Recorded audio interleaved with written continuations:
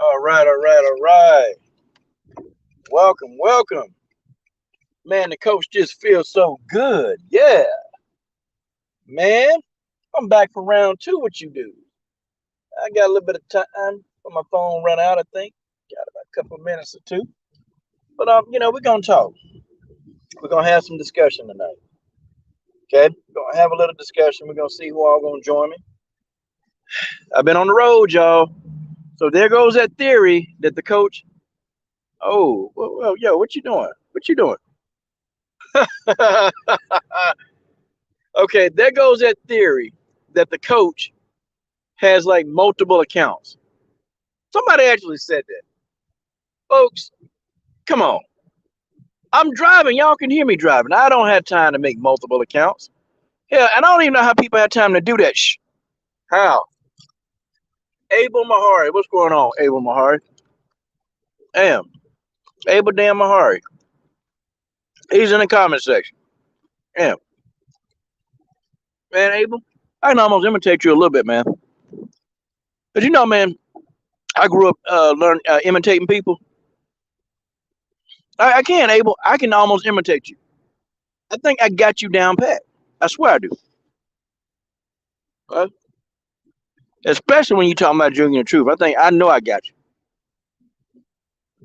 Hey, Junior man. Hey, man. You know you talk all that noise, Junior, but you don't know shit about basketball, Junior. I tell you that. I got you. But now let's talk about Deion Sanders. Okay. There's been a lot of people giving Deion some backlash. Some people have been supporting Deion. Okay. Some people have been supporting Deion Sanders. Some people, well, no. Okay. They've been calling Deion, buck dance and saying he's a sellout and all this other stuff. Okay, well, I mean, I guess some people think so. I guess there are people who believe that Deion Sanders is a sellout. Here's one thing, though. Here's the thing that I know. Okay, Deion Sanders, he had been saying, listen, um, if a Power Five school talks to me, he said, hey, I'm going to have to entertain it. Now, part of me was sad that he left because, I really wanted him to take Jackson State to those levels to compete with the Power Five schools. Like I actually wanted him to. And I'm gonna tell you like why I was slightly disappointed, but I understand. I mean, he's gonna make damn near $30 million in five or what? What's his contract for? Yeah. This man finna make about $30 million in 5 years. I mean, yeah, folks, you can't turn that kind of money down when you have a family, you got stuff. I mean, it's just he's doing what he's doing for his family, and I get it. I get it. I was like, man, I was hoping he'd stay. I was hoping that Jackson State could do whatever they could do to try to match it. Now, for a school like Jackson State, it's tough because they don't have the resources, and they don't have the resources or the alumni to pay Deion Sanders. Okay, a black university, they don't have those kind of resources. They just don't have it. So Deion Sanders, being able to just stay at State was unattainable. I mean, not with you got another school throwing $30 million in your lap. I mean, think about it, man. All the people criticizing Deion. Okay, you had Dr. Umar Johnson he was a ringleader, and I started thinking, okay, what would Dr. Umar Johnson do if somebody put $30 million in his lap and said, hey, here you go? What would you do? He was saying, well, I wouldn't sell out. Okay, but Deion Sanders, people don't even know, man. Deion Sanders coached on the high school level, okay, for free. He coached on the high school level for free. Okay. He stayed at Jackson State for 3 years. Okay. The man built the program up. Okay. He managed to get more resources into Jackson State. Okay. Managed to get a lot of resources, talked to some people, got some sponsorship. I mean, Deion Sanders ain't just been sitting around coaching football. I mean, Deion Sanders been working. Okay. Like he got them sponsorship. Got them a lot of sponsorships that they wouldn't have. Deion was going to, some of the corporations and persuading these guys to invest in Jackson State. This is what Deion was doing. But, to say that, well, he sold out, I think that it's a little bit going overboard. Okay. I mean, and you guys hear me for a second. I think, people saying Deion Sanders is a sellout, it's a little bit going overboard. Okay, just a little bit. Now, somebody said that Deion Sanders did not agree with not Cam Newton, but Colin Kaepernick taking a knee. He didn't agree with that. Okay, which okay, fine. He didn't agree with that. No problem. Okay. The thing of it is, though, I don't know. People are so quick to call somebody black a sellout, just even on one difference of an opinion, man. You automatically a sellout. Okay, you automatically a sellout. So here's the thing. With the amount of work that Deion Sanders did for Jackson State, okay, like, come on, he's still a sellout. I mean, I don't know. Like, he's done more for that university than damn near anybody has. Okay, let's just be real. He's done more for the university than anybody has. So what about the stuff that he's already done? Okay, what about the stuff Deion Sanders has already done for Jackson State? What? I mean, are we just gonna ignore that? Is Umar Johnson gonna ignore it? And I started asking people, everybody who upset with Deion, well, how much money have you put into an HBCU? Like, how much money have you put into your local HBCU? I mean, how much have you donated into your local HBCU? Because the people with all the criticisms, these people, damn well that these people, they're not putting any money. They're not trying to help the cause. Okay. They're not trying to, do what Deion's doing. Deion put a lot of money, his own personal money, into Jackson State. And hell, the man gave half his damn salary back to the school. They helped them finish renovations. Who does that? I mean, I don't know. Deion Sanders did a lot. And then he put HBCUs on the damn map, y'all. He put them on a map. He was garnering national attention for the SWAC conference. He was gaining national attention. I mean, putting attention, having, ESPN, like having his games televised. Having them televised. I think Deion Sanders did a hell of a lot for HBCUs in 3 years. Then all these eccentric Negroes running around here, has been able to do for HBCUs. I mean, we got all the pro-blacks going in on Deion Sanders. Okay, did any of these pro-blacks dig into their pocket? Okay, help Deion Sanders, I don't know, get some good practice facilities. Did any of these pro-blacks go to any corporations to help Deion talk to some of these people about, actually sponsoring these universities? Did any of these pro-blacks go around on recruitment visits and telling these kids that they can have a college education? How much money did these pro-blacks dig into their pocket? Like, how much did they do? What did they do? Okay, did any of these guys give to their local HBCUs? Did any of these guys do that? Like, folks, it's always somebody talking about somebody who doing something. At least Deion Sanders spoke up for HBCUs. At least he did it. And then he went into action. But the man had already said that if a Power 5 school, coming him with a big offer, he said he had to entertain it. He said that from jump. Why is everybody shocked? Why is everybody surprised? Okay? Why are we shocked that Deion Sanders went to a Power 5 school? Now, I mean, I honestly I think Deion Sanders had the charisma, and he had the potential to really change things, and not just Jackson State, but just in HBCUs in general.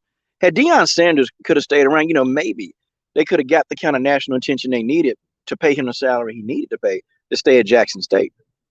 The thing is, the problem and why Deion left, number one, he was talking about like some of the money was missing. And I don't know about you, but hell, I'm not going to bring in all this money and sell all these seats, and then to come up to find out that some of the money missing. They tell you they sold out these stadiums, but then, you only got on record 28,000 tickets sold. Okay. Well, what's going on? What's happening to some of that money? Where's the money? And you always have this kind of controversy. When black institutions, they get money. They get a lot of money. Somebody always got to start embezzling the damn funds. Somebody always do some underhanded stuff. And Deion not stupid, man. He ain't finna stay there, man, and make this school all this money. And then, you know, we trying to find out where the rest of the ticket money is. No.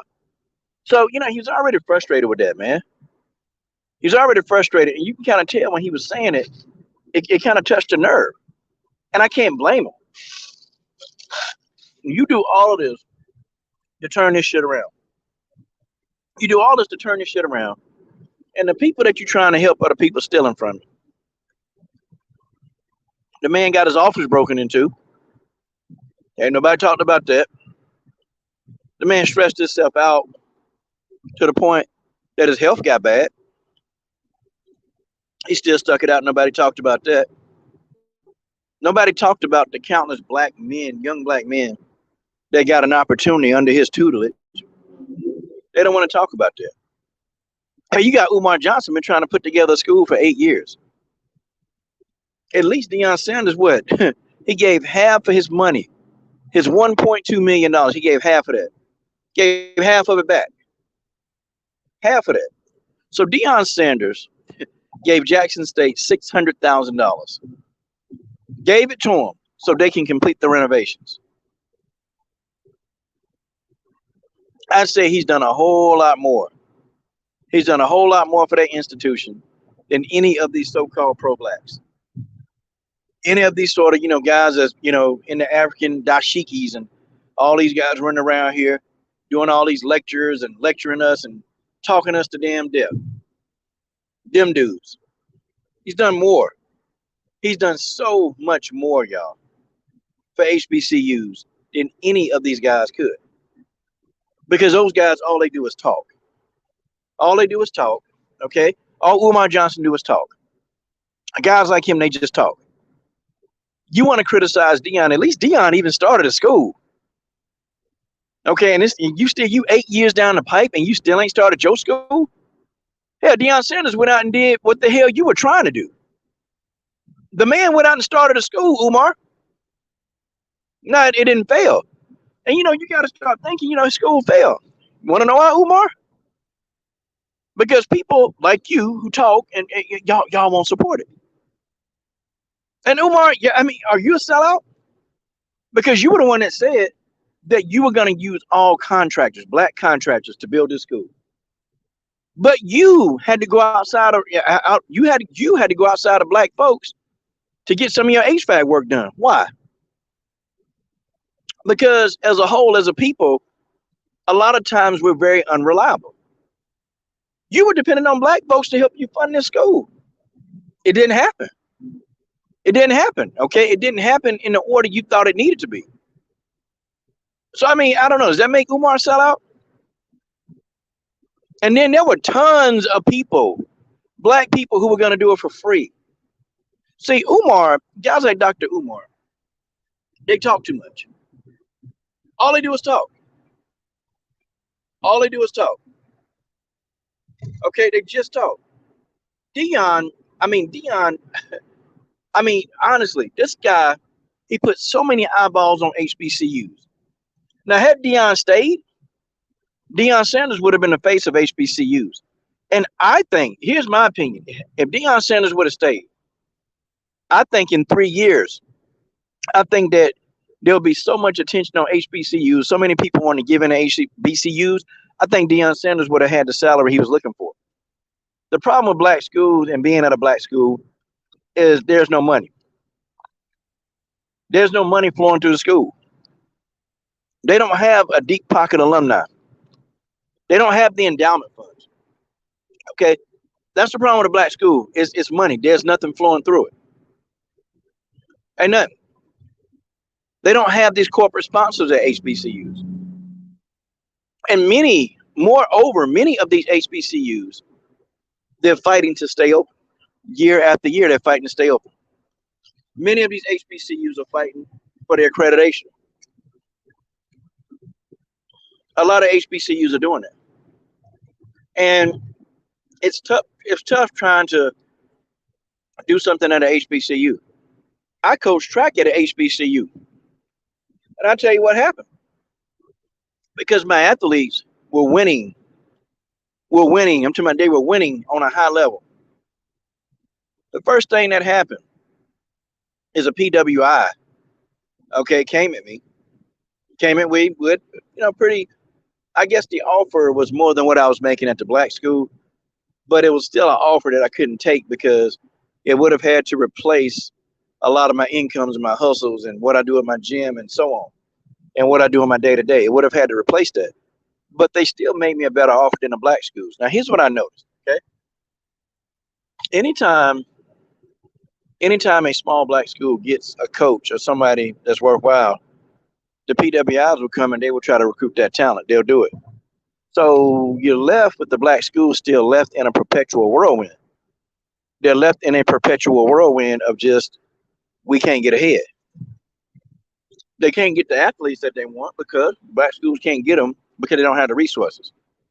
They don't have the resources. They don't have what they need. Okay, and then a lot of times the education isn't as accredited.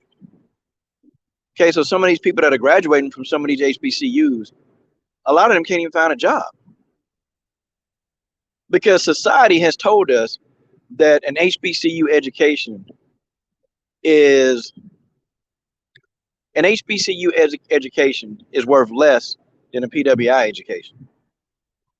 This is what the world is telling us. This is what they're telling us. But I think it's wrong to just throw Deion Sanders under the bus. I think it's stupid. You don't throw the man that got this thing going. Deion Sanders touched on a lot of things. Like he was saying, how come we can't have the names on the back of our jerseys? Why can't the HBCUs be on TV?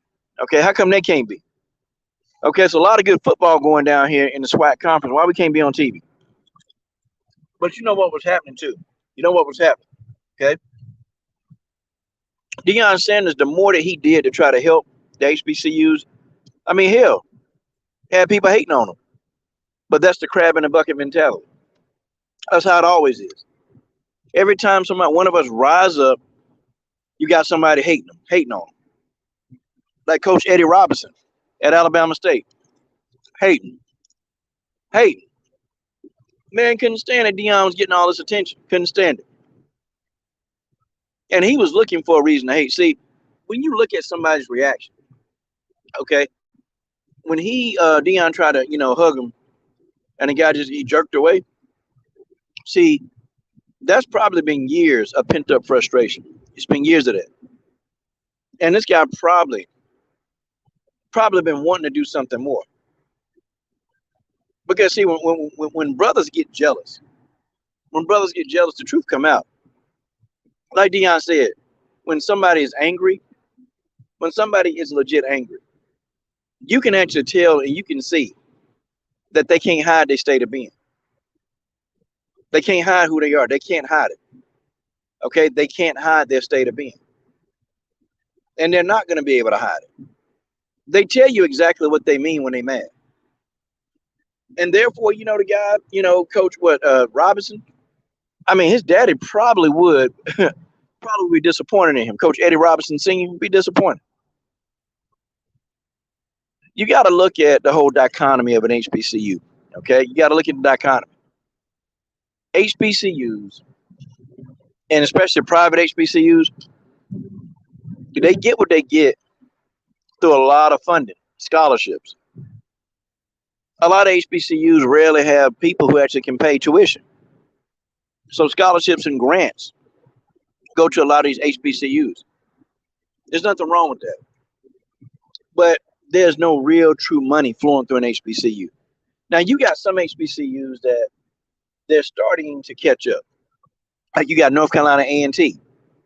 They got some serious alumni, and North Carolina A&T is starting to become a powerhouse, a D1 powerhouse. Okay, you got FAMU, you got Florida A&M University. They got some good sponsors at FAMU. They got some great sponsors.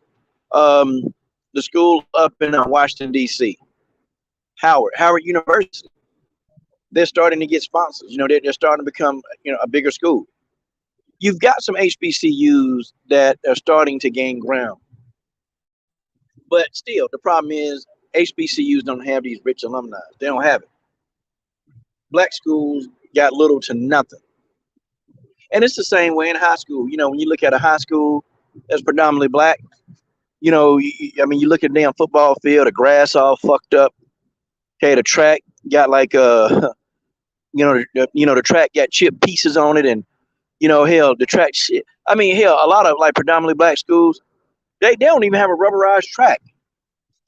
They still got that asphalt track. They got brothers running on an asphalt track. Like that's because there is no money flowing. But they call Deion Sanders Uncle Tom a sellout, a buffoon. They call him all that. I think it's dumb. And I think Umar Johnson was out of pocket. Dr. Umar Johnson was out of pocket. And Umar Johnson is the last one, he's the last one to talk about anybody. Run them donations. Run them donations. He's the last one to talk about anybody. What has Umar done? Umar think he the second coming of Malcolm X. What the hell has Dr. Umar Johnson really done? Where's the Frederick Douglass Marcus Garvey Academy? Where's that at? He want to criticize people like Deion. He want to criticize LeBron. I mean, both of them people started a school. But then the knock on that, yeah, but it wasn't for us. I mean, but they still did what you were trying to do. Let's get a school. This man used to threaten people. Like he used to want to fight people when they asked him about that damn school. He used to want to fight people, man. This guy would get beside himself. You remember he made that video and he started calling people out that was criticizing him, talking about when he see him, he gonna whoop their ass. Like crazy, crazy stuff. I tell y'all what. Hey, it's hard. It's really, really hard trying to help us, man. It's hard because the more you do for us, the more that we don't appreciate. The more that you do for us as a people, you do favors, you help try to help us out, we don't appreciate it. Like, did all the black folks, did y'all really expect Deion Sanders to turn down damn near $30 million? Did y'all expect this man to do it? I mean, you can call the man a sellout all you want, but did you expect the guy to turn down $30 million? That kind of money changes a man, and it changes his house, his lifestyle, all of the above. But did they really expect that? Come on. And some people ain't thinking logically because all the people criticizing Deion know damn well if somebody gave you 30 mil to coach, if they gave you $30 million and said, here's a contract, sign it. I bet you everybody criticizing Deion would take that money. Everybody. The struggle go out the window. I don't think Deion did Jackson State a disservice. I think he did an excellent job. And I think now Deion Sanders can somebody else can step in and fill that role at Jackson State. Somebody else can do it. For real. For real. Yeah, man.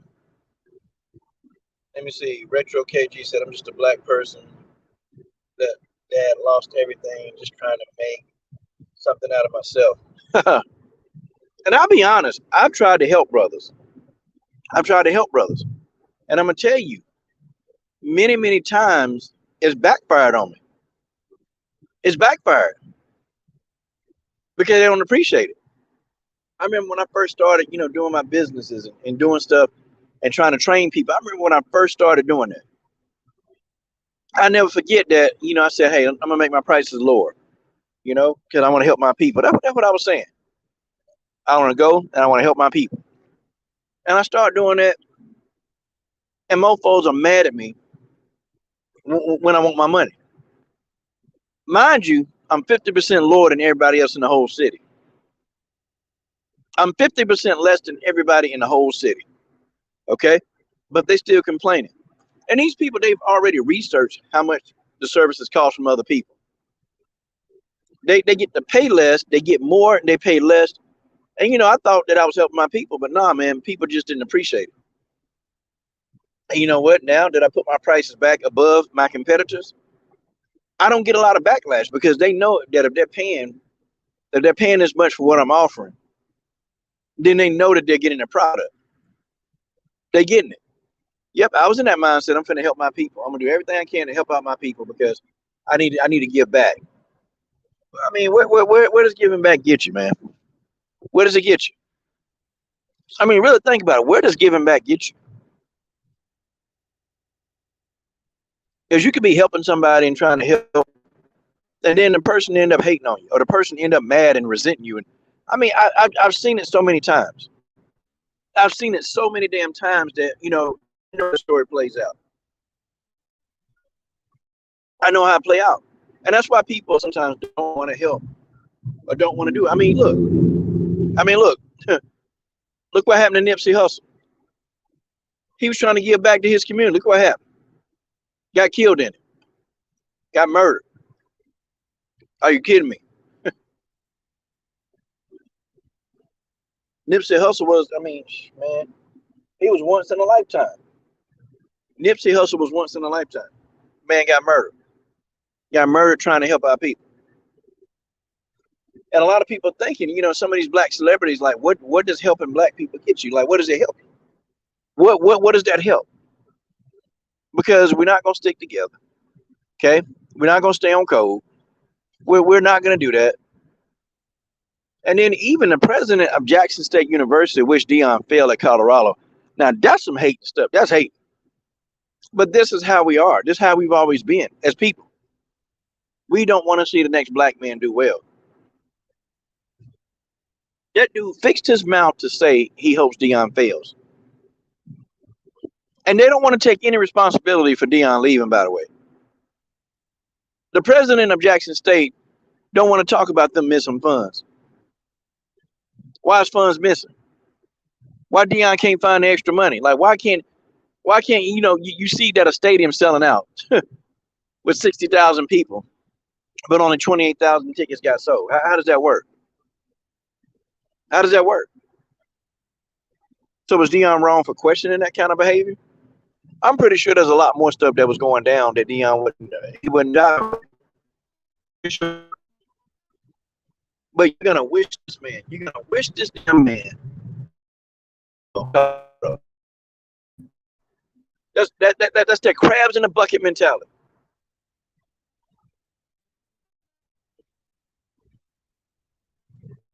Okay, well, whoever it was a black man that he hoped another black man. That sounds like some self-hating stuff to me. That sounds like some self-hating stuff. But this is what we always do. This is what we always do. Man. And it don't make sense. So Deion Sanders got to sit back. Deion Sanders got to, when the man helping us, everybody love him. When the man want to go, expand his financial portfolio for his family, for have some generational wealth, nope, that ain't good enough. And even Deion was saying, I can pull other people up with me. That's what he did to Coach Dancy. Pulled them up with him.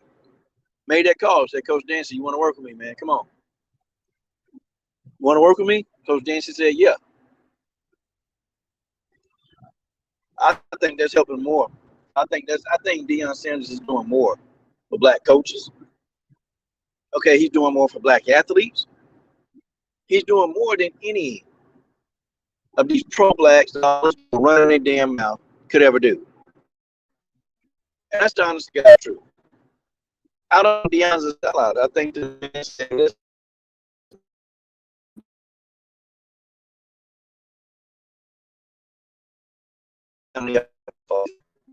is a way that I can provide for my family. This is a way that we can get this done. That was Deion Sanders' rationale. Okay? And I salute him for that. I salute Deion Sanders for that. I salute him. Yeah, Deion Sanders couldn't have did shit. He could have just been like, I'm gonna take my salary and go. This dude donated his damn salary, man. Half his salary to see some renovations done at Jackson State. And all these pro-blacks who ain't donated a damn dime to no HBCUs, and y'all know Umar was lying. Oh, I donate to my local HBCUs. You don't donate shit.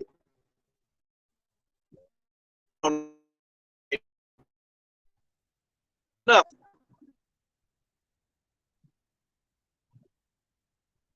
Umar Johnson, really, that's out.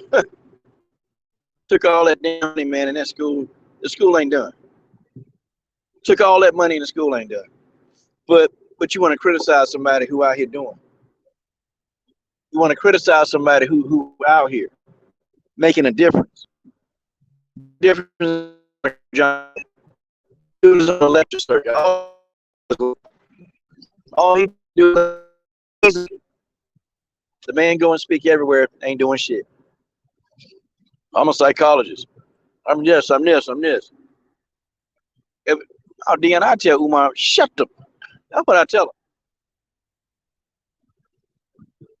Umar Johnson to sell out. How about you focus on getting that damn school ready? How about that? Stop telling people to run them donations. How about that, Umar? Well, y'all notice if we can have a crystal ball and then we can see into the bank accounts of people, how many people criticizing Deion Sanders do you think has actually donated to a HBCU? Hell, how about this? How many of the people criticizing Deion Sanders have ever coached any kind of youth leagues where they live at? How about this? How many of these people criticizing Deion Sanders have ever mentored a young black youth? How many of these people you think done that? Instead of just sitting up here typing shit on the internet. Come on. How many of these people do you guys think have done anything to help any young black men, any young black kids, period, do anything worthwhile? How many of these people you think, hell, how many of these people do you think even, hell, even donated to a black kid in need? Hell, some of these people criticizing Deion can't even take care of their own damn kids. That's just real talk. Some of these people, they can't take care of their own damn kids. You got brothers running around here ain't paid child support. Want to talk about Deion Sanders. And always people who ain't got shit try to tell somebody who got everything how they need to conduct themselves. Y'all trying to tell this man Deion Sanders, a multi-millionaire, how he need to conduct his business. Like, are y'all serious? Y'all wanna tell this man how he need to conduct his damn business. Folks, this is the damnedest thing I ever seen and heard. They want to tell this man how to conduct his business. And the people who criticizing Deion ain't got no money. Ain't that something? It's always broke mofos trying to tell somebody who got money, who making moves, what they need to do. And while these jokers getting up every day, 9 to 5. Deion Sanders ain't going to nobody. He ain't going to nobody 9 to 5. And honestly, if Deion Sanders really didn't want to coach, he don't have to coach. He was doing fine before he started coaching. He was sitting on his damn farm, his property, fishing, doing things every day. But you know, he wanted to get up and get something going. He wanted to make a difference. He wanted to be a catalyst for change. That's what Deion Sanders needed to do. That's what he wanted to do. When you think about this, man, you got a lot of stupid people, man. A lot of stupid people making videos, making Deion diss videos. A lot of stupid, idiotic, dumbass people making these goofy ass videos. And I can't wait till Deion Sanders just drop the bomb on many of these people. It don't make no sense, man. I mean, people are wishing that this man failed. Like, what? Man. I tell y'all, boy, for the love of your people, for the love of your people, for the love of your people, for the love of your people. It's hard, man. It's hard loving us, man. It is hard loving our people sometimes. It's difficult. Very difficult. Difficult sometimes. Because we want to see the best for our people, man. We want to see the best for our people. But damn, just sometimes, you think to yourself, why? Why should I? Why do I need to try to do all of this? Why do I need to try to put myself out there? When in the end, I'm not going to even be supported. In the end, this could kill me.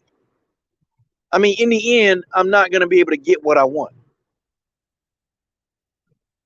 This is what I say. I think Deion need to, whatever. Damn the haters. This man has innovated college coaching. The hell, and this is funny, man. This man got people who look like him that want him to fail. He got racist mofos in the PWIs that don't want him to succeed. Okay, he got people on his own damn team. Players. They upset because Deion Sanders want to shake shit up. Deion Sanders want to shake it up. He coming in there. He told y'all going to have to fight for your job. I'm bringing people in. When a head coach or new coach come into the situation, this is what they do. They make changes. And he told all them boys, y'all got to fight for y'all job. Y'all got to fight for your job. You got to fight for it. You are going to have to fight for your job. That's just what it is. And some of them people ain't happy about that. A lot of them guys are transferring. A lot of them are out of there. But how are you going to take a program that's 1-15 and change it? You got to get rid of, man. You got to get rid of the poison. You got to get rid of the poison. You got to get rid of everything and everybody in there that's not thinking about the same goal. And I don't blame Deion for making these guys prove themselves. I don't blame him at all. And I think this was a good move. Make these mofos prove themselves. Because only the strong will survive. Deion Sanders come from that background. The survival of the fittest. The survival of the fittest. Okay, natural selection. Okay, nature.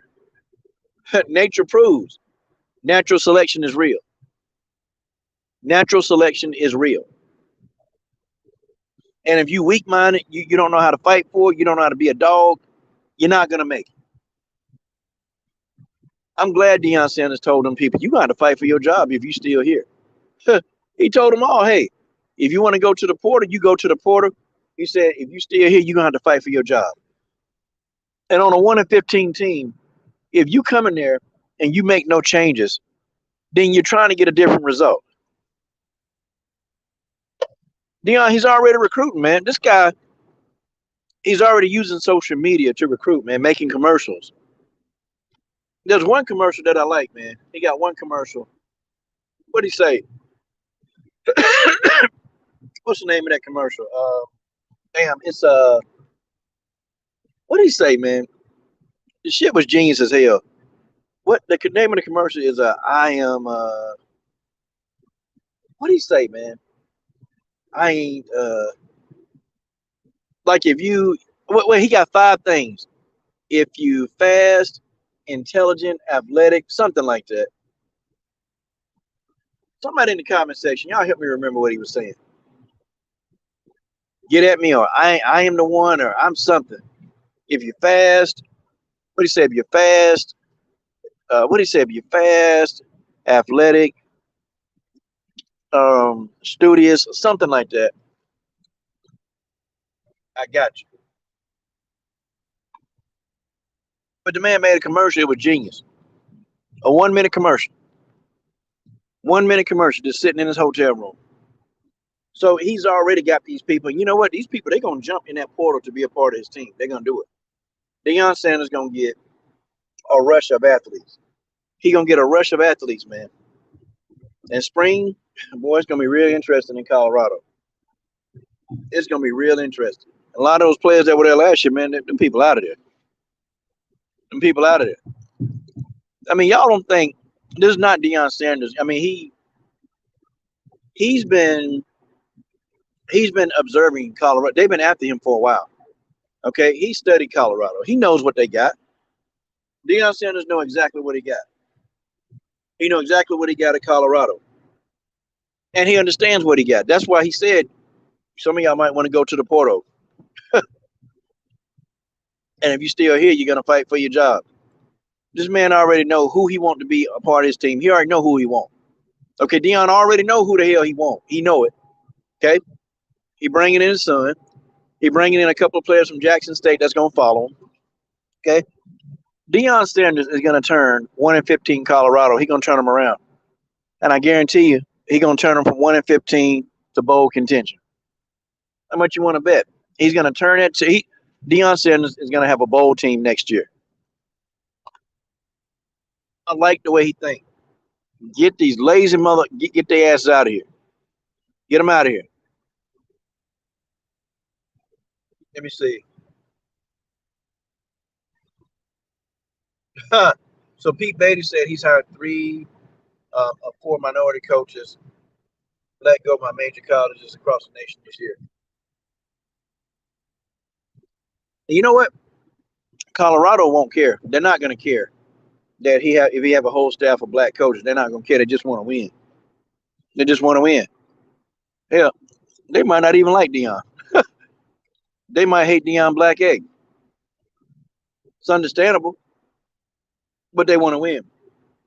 They want to win. And Deion Sanders has an uncanny way of motivating players to get the best out of them. He's a master motivator. Okay, see, a guy like Deion Sanders, no matter where you put him at, he's going to succeed. Have you guys ever wondered, a majority of the time, like whatever team he went to after he left the Falcons, that team normally they won a Super Bowl? I think he won a Super Bowl in Dallas, and he won a Super Bowl over in San Francisco. But you guys notice wherever he go, he elevates the gameplay of the team. Wherever he go, Deion Sanders, he's a master motivator. That's his calling. The man's a master motivator. This man can motivate anybody to get up off their ass and go get the job done. And Colorado know that, man. He's a master motivator, and the man inspires the hell out of people. He's very inspirational, man. I can sit and listen to Deion Sanders clips all the time.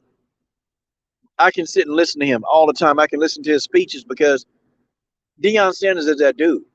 If football failed for him, Deion Sanders got a job in motivational speaking.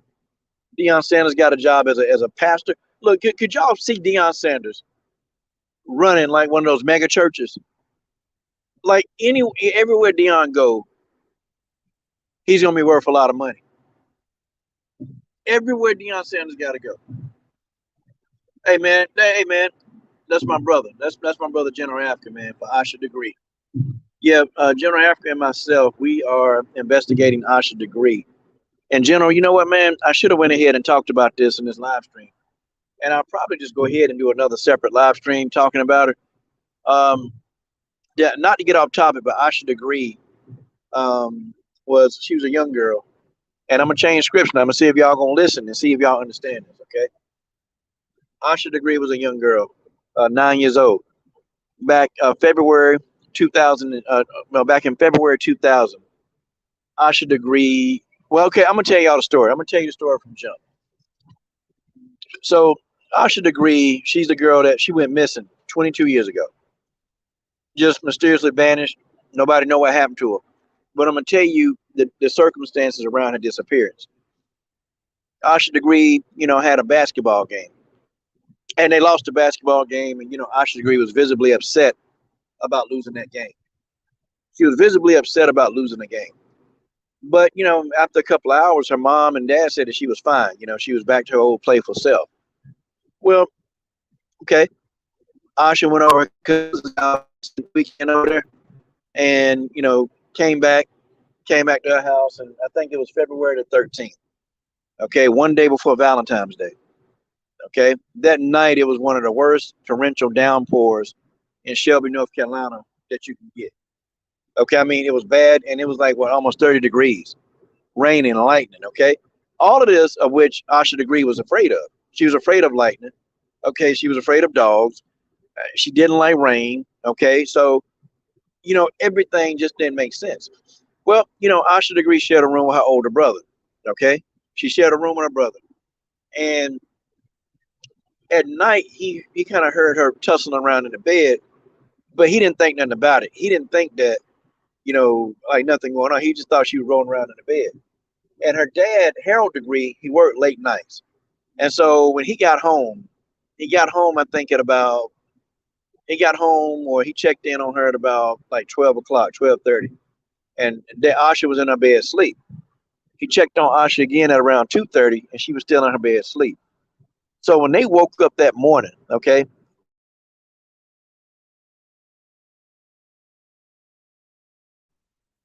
so they went, thought she was in the closet, couldn't find her. Thought that she was at a grandparent's house that lived right around down the street from her, wasn't there. So the mother went into a panic and, pretty much said that she was missing.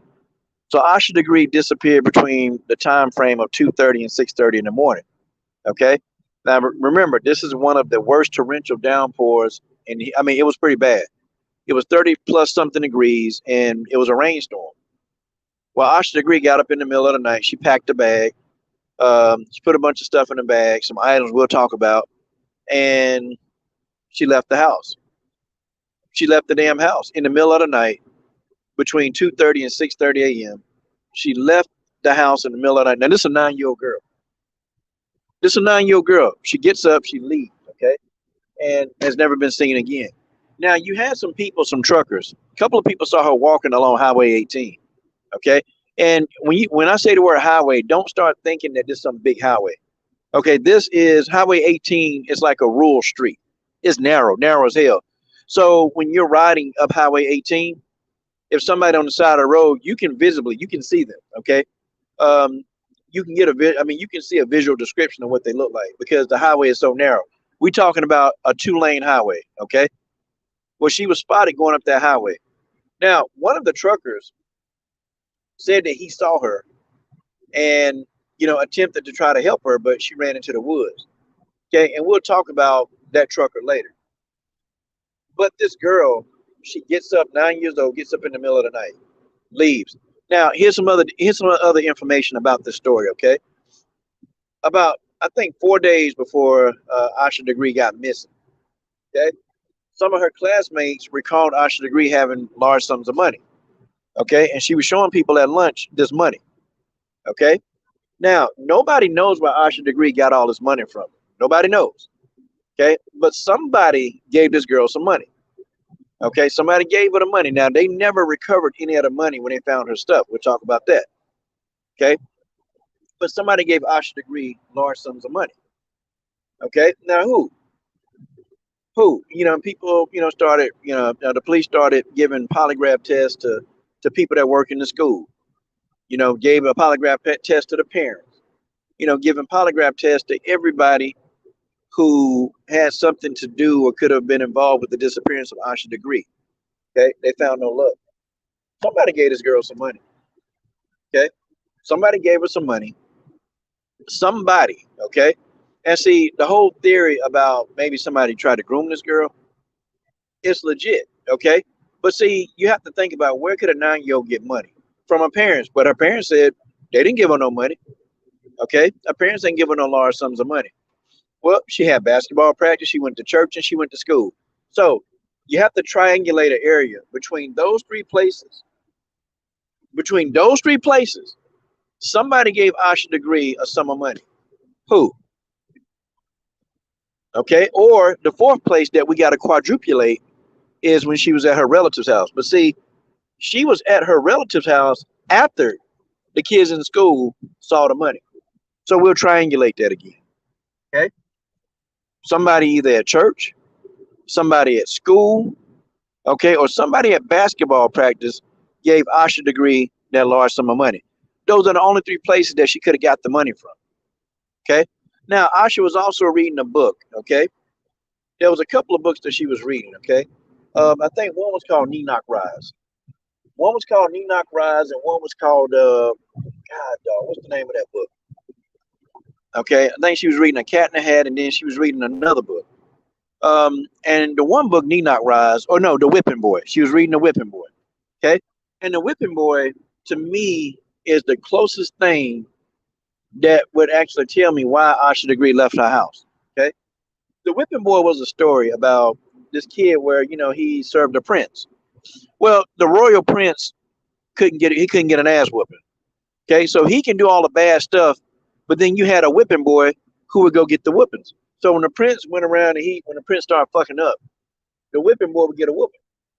Well, the whipping boy got sick and tired of getting whipped for stuff he didn't do. And when you start reading A Whipping Boy and you read Enoch Rise, they have two of the same similar scenarios.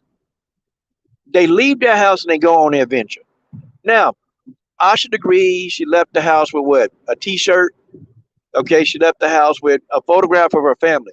Now, a photograph of the family is indicative of you're going to be gone for a long time and you miss your loved ones. Okay, the photograph of the family is indicative, and I understand the psychology part of this. You're going to miss your family. Okay, but still, why she left is still almost a mystery. But I think that she was influenced by this book called The Whipping Boy. This is where the shit get real interesting, okay? Because The Whipping Boy, he left in the middle of the night. It was raining. Enoch Rise left in the middle of the night. It was raining. They went to set out on a damn adventure. But I started thinking too, okay? Who was she trying to meet? Who was she going to go meet? Okay, now we have a truck driver, Roy Blanton Jr. And you can look this guy up, Roy Blanton Jr., okay? This guy he was cleared of any criminal, whatever, negligence to this case. He was cleared. But the thing of it is, he reported seeing Asha Degree. He reported her, okay? He said he saw her walking along the street. Now, this guy, Roy Blanton Jr., he's a weirdo. Very strange individual, passed away in 2017. Here's my theory.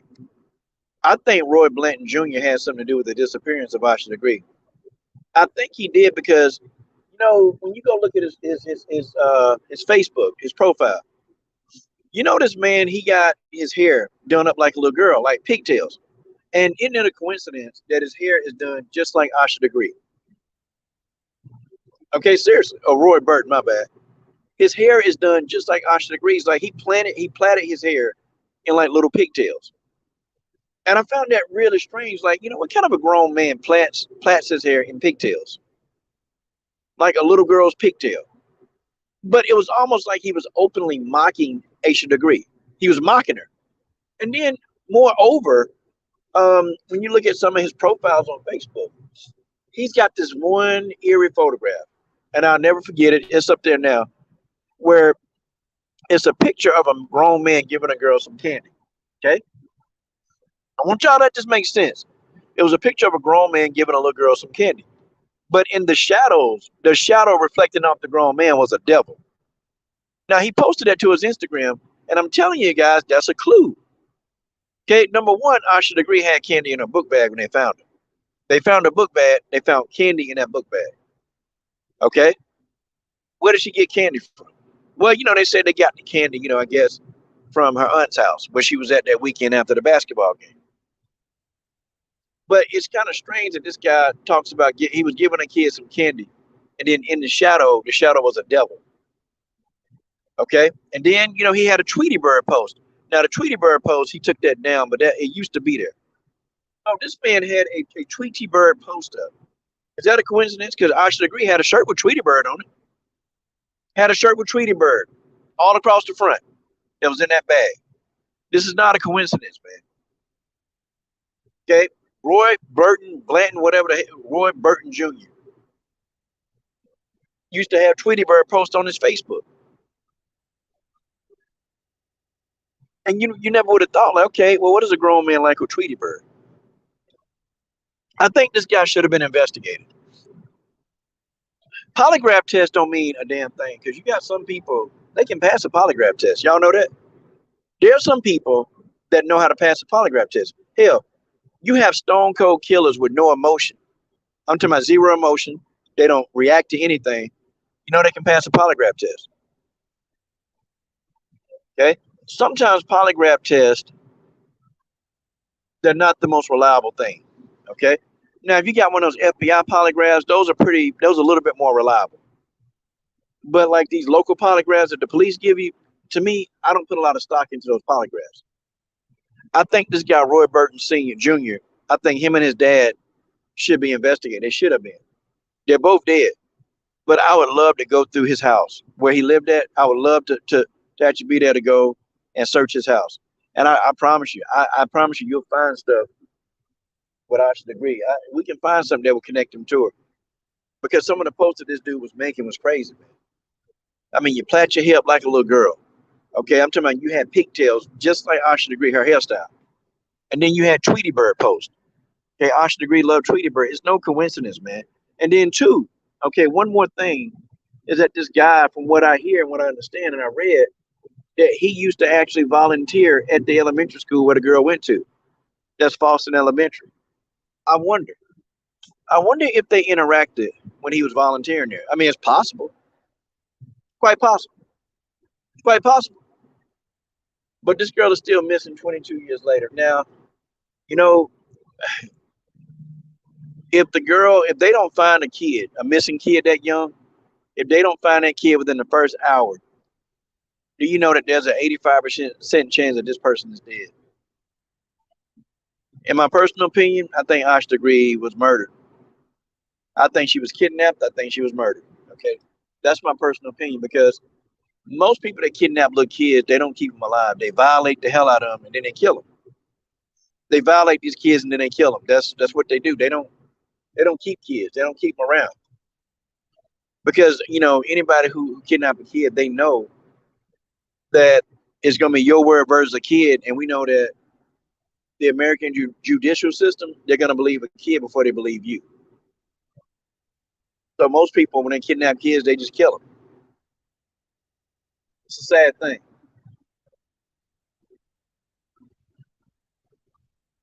Yep. Yeah, I bet you Blint. I bet you Roy's house is probably nasty.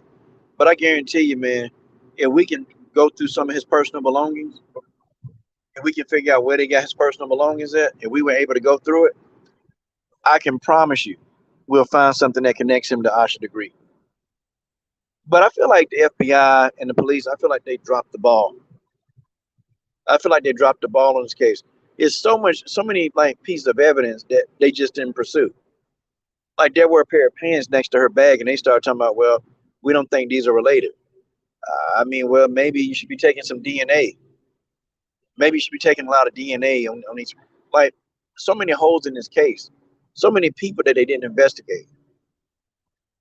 So many. But she disappeared. She disappeared into the night. The last time somebody saw this little girl alive was when she ran into the woods. That's it. So y'all want to be honest? The last person that saw Asha Degree alive was Roy Burton Jr. Yep, he was the last person to see her alive. Let that sink in. And the man daddy was a sheriff. That's all you need to know. He was a former sheriff. They both dead though. This is what it is. But anyway, guys, I know I got off topic. Deion Sanders is not a sellout. Okay, and I'm gonna move on to the next topic. I don't think Deion is a sellout. I disagree with that narrative, man. I just do.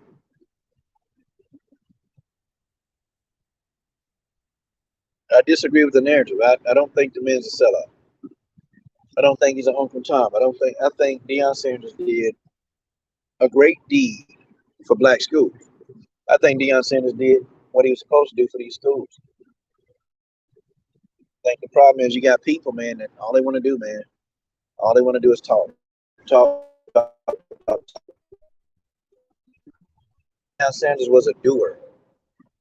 Not just a talker, he was a doer. Okay, guys, we're gonna talk about Brittney Griner. Okay? I'm gonna give you the bad and the ugly about Brittney Griner. Okay? So Brittney Griner was released, okay, by Russia. They released Brittney Griner. They did a prisoner swap. And you got a lot of people salty because Paul Whelan is still over there. He's a Marine. He's a Marine. Sure. If I answer this call, hold on.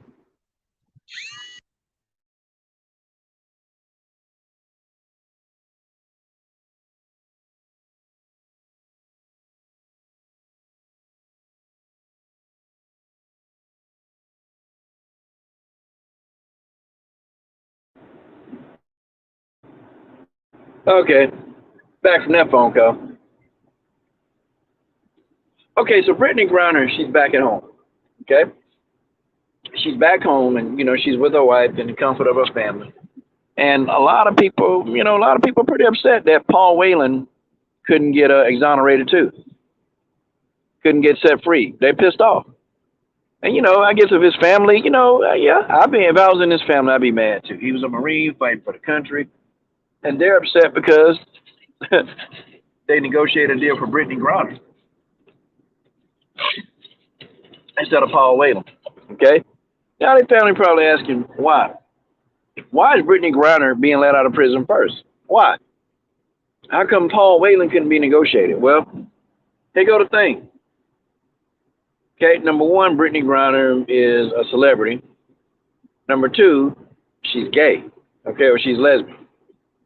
Okay, and you guys got to understand. Okay, it's about to be 2023. Okay, the release of Brittney Griner to me was very political. It's very political. And Joe Biden, he's going to try to make another run at office. Well, what do y'all think? Do y'all think Joe Biden just got the LGBTQ community in his pocket? I think this one was a slam dunk. He got them in his back pocket. Okay, you're gonna have lots of LGBTQ community people. They're gonna vote for Joe Biden in drones. Okay, I'm talking about they're going to come out and they're gonna vote for this man in drones. And they may even give him the White House again. They're going to vote for this man. They're going to vote for Biden because Biden was able to do that. Unfortunately, Paul Whelan fell victim. He fell victim of circumstance. Okay, Paul Whelan fell to the victim of being at the wrong place at the wrong time and not popular enough. That's what it was. Do I think Brittney Griner, should she have been, put in jail for that? No, for the amount of marijuana she had, no, they shouldn't have put her in jail for that long. A month maybe? Yeah, I could get that. Yeah, I can get down with that because you broke the law. But over 10 months, and she'd have still been there if the U.S. couldn't have negotiated that prisoner swap. She'd have still been there. Okay, and I'm shocked that Russia even played ball with the U.S. seeing as that, the U.S. is giving Ukraine all these weapons. Like, I think the USA just sent, $275 million worth of weapons over to Ukraine just recently. I'm shocked. Russia even played ball. But they did, and they let this guy go, for an arms dealer. They let Brittney Griner go for an arms dealer. Damn. But Paul Whelan, unfortunately, is a victim of not being popular. That's just what it is. And also, not being gay.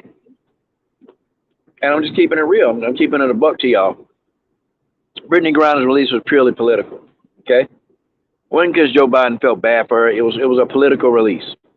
Okay? Unfortunately for Brittney Griner, she lucked out. But now here's my $1 million question, okay? Is Brittney Griner gonna is she actually gonna come back here and act like she got some sense? Because Brittney Griner said a whole lot of stuff about America. A lot of stuff. I mean, she said a lot of anti-American things.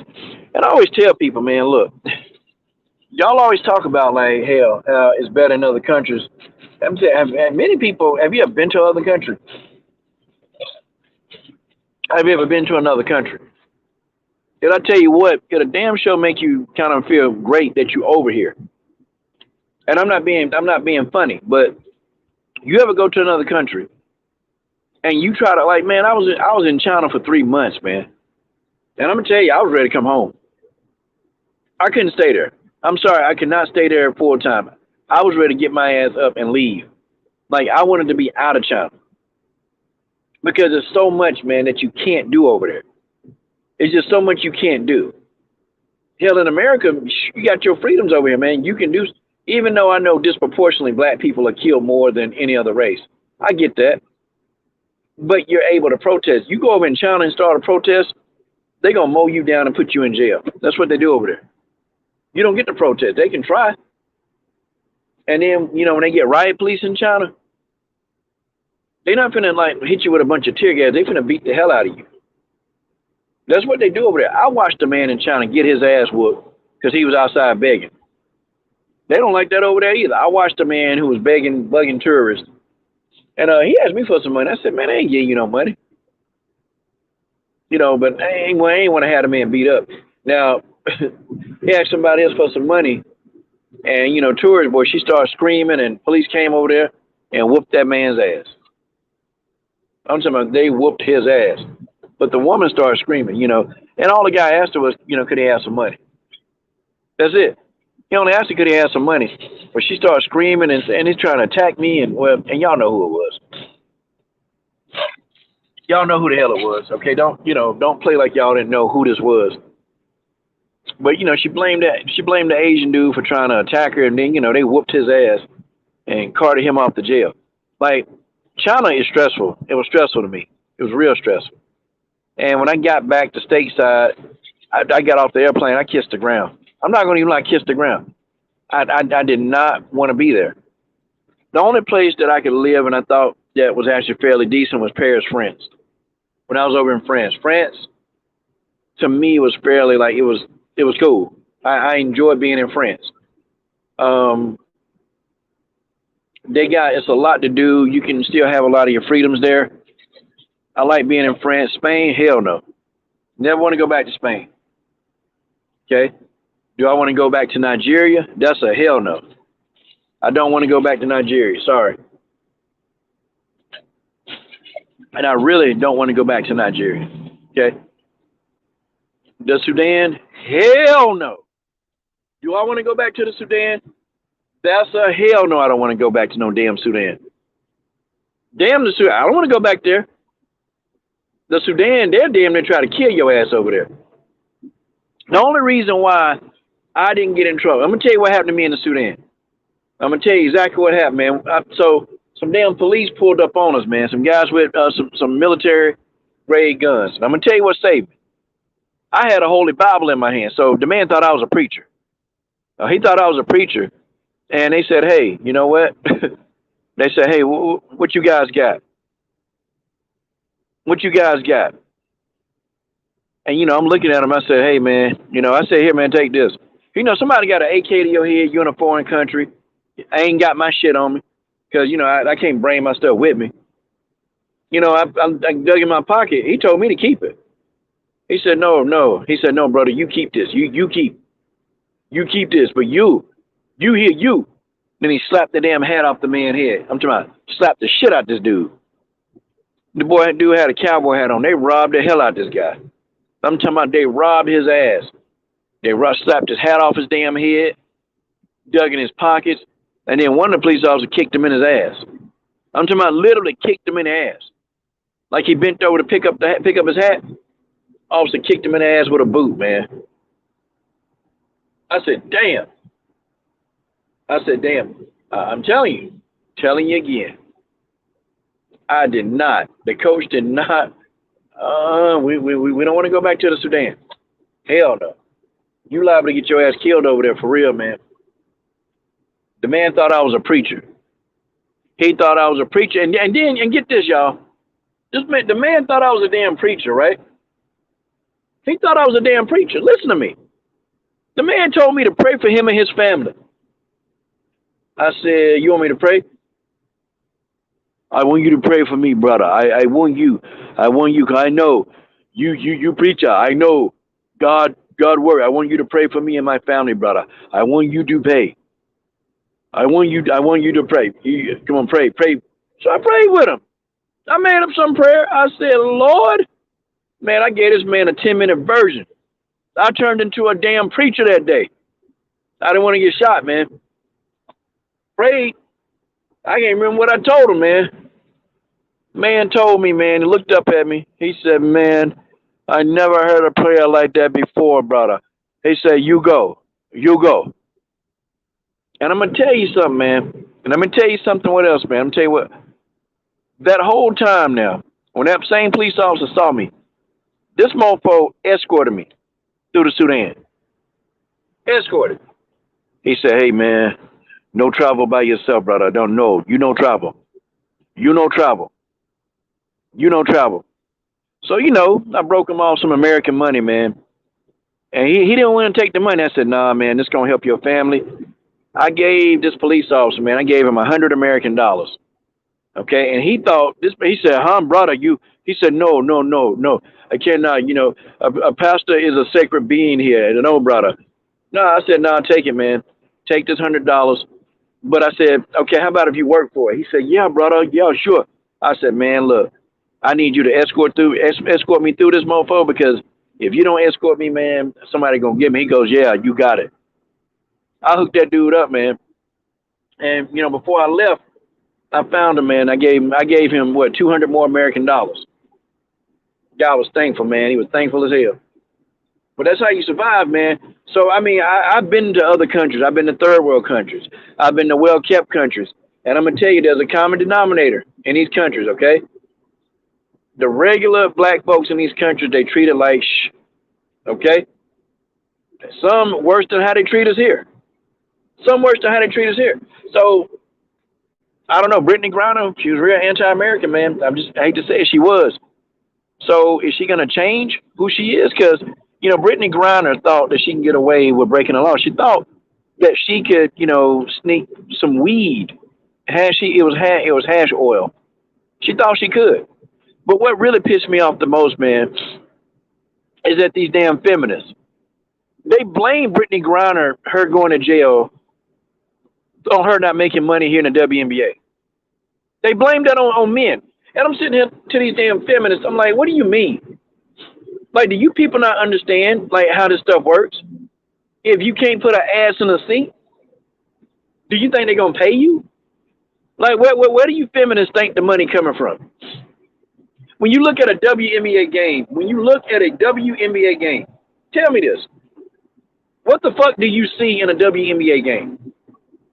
A lot of empty seats, ladies and gentlemen. A lot of empty seats. You see a multitude of empty seats at a WNBA game. They don't pack out no damn arenas. So where do these feminists think the money was going to come from? I mean, was the money going to come out of thin air? What do they think? Want to know why the men make more money? Because they can put asses in seats. That's why. That's the nuts and bolts. It's not because they don't want to pay women more. No, that's not the reason. Because the women, you can't put asses in seats like the men can. Now, I'll tell you what'll change. Now, Australian female basketball, they have a high turnout. But do you want to know why? In the WNBA, if they even thought like this, but see, feminists will say that these women will be objectified. Okay, they'd be sexually objectified. But hey, can anybody here tell me why does Australian basketball? Why do they have more people in attendance? Damn, they're selling out arenas with Australian basketball. Can anybody tell me? Does anybody in the comment section know why the Australian basketball women's team can damn near sell out arenas? Why so many American women go over there to play? Why you think? I think somebody got the answer. Okay? For real. For real, tell me. Yeah, the world is a stage. What, are they supposed to lose profits trying to pay these? Man, come on. But now I want somebody to tell me, why do you think the Australian women's basketball team can damn near sell out arenas? Why do you think? I'll wait for somebody to give me a response or answer. But there's a big reason why. And all the WNBA had to do was make this one change. They can make more money. It ain't going to be what the feminists like to hear. It won't be what they like to hear. I can promise you that. But the fact of the matter is, they'll sell more tickets. They will sell out. Damn near probably will sell out if they do this one thing. The Australian basketball team, they doing it. I don't know, General Africa, Sports Princes. Less teams? Nah, world is a stage. Not less teams. I'm going to go on and tell you. The Australian basketball team, many times they come out in those spandex one-piece basketball uniforms. Now, you wonder, okay, why is that a thing? They wear the one piece the one-piece spandex basketball uniforms. And I'm gonna tell you, you didn't know that so many women's basketball players had like a shape, like a nice curvature shape. Well, the Australian men were turned on by that. And so guess what they started doing? They started coming out. The women's Australian basketball team, they figured it out. They figured it out. And so these women were wearing these bodysuits, okay? For real. Go look at the Australian basketball team when they play. Many times they're wearing these bodysuits. I try to find a picture of it, man. I don't really know how to work StreamYard. Seriously. The team wear these green and yellow bodysuits. And I tell you right now, okay, a lot of these people, hold on, I tell you, women's, Australian, hold on, I'll find it.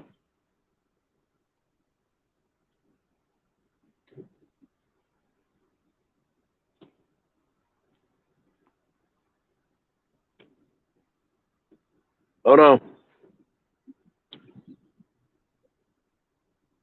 I'll tell you in a minute, y'all. Hold on.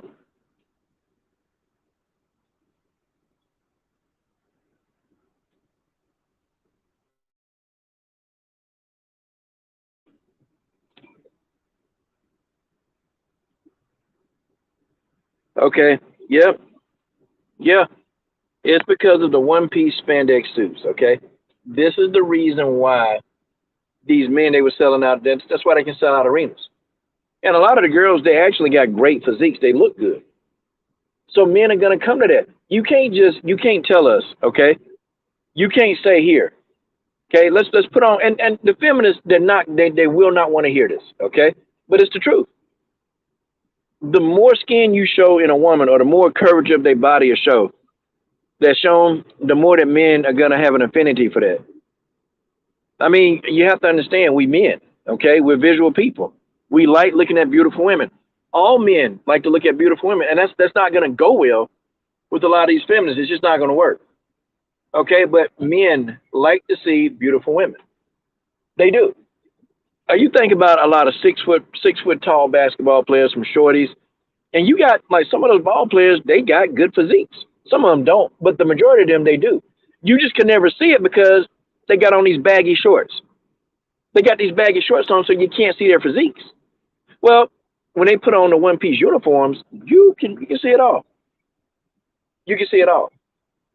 So women's Australian basketball is very, very popular now. Now, do you think the USA, they're going to do that? Hell, they're not going to do that. They're not going to do that. They won't do that because they're going to say they don't want to be objectified. But do you want to know the sad thing about it? I mean, you really want to know the sad thing about it? They're already objectified. Okay, they're already objectified as women. They already are. Because anytime they wear something outside of a basketball uniform, they dress up. Anytime they do that, somebody gonna look at you. Somebody gonna look at you. Somebody's gonna stare at you. You're already objectified. It's too late. And it's still men who will go to those games, and they simps. They go to those games because to them they like the pretty face. They like the pretty face, but I'm gonna tell you, if the U.S. basketball team ever wore bodysuits, you just watch. The turnouts on the home games will be incredible. And then they'll make more money. They'll make more money. Okay? They will make a lot more money, I tell you. And I'll be honest, if they wear a one piece, like really, like it kind of hug the hips a little bit, and I'm being honest with y'all, then men are gonna go to that and they're gonna want to pay for that. They're gonna want to pay. You'd be surprised what men will pay for. You'd be surprised what kind of fetishes men will pay for. Like, you'll be completely surprised. But there are a lot of grown men that'll pay for these fetishes. And I'm telling you, in Australia, they packed. They packed in there. Okay, they packed. They want to see what them curves that them women hide. They want to see them curves. They want to see the curves. And damn it, they go to see. So, it's not men's fault, Brittney Griner, or these feminists that roll with Brittney Griner. It's not the men's fault. It's not our fault that Brittney Griner did jail time. The reason why Brittney Griner did jail time is because she couldn't follow the damn rules. Okay, Brittney Griner broke the rules. She broke the rules. Okay, and instead of following the rules, the law of the land, she decided to break the laws of the land. Okay, but you let the feminists tell you it's the men's fault.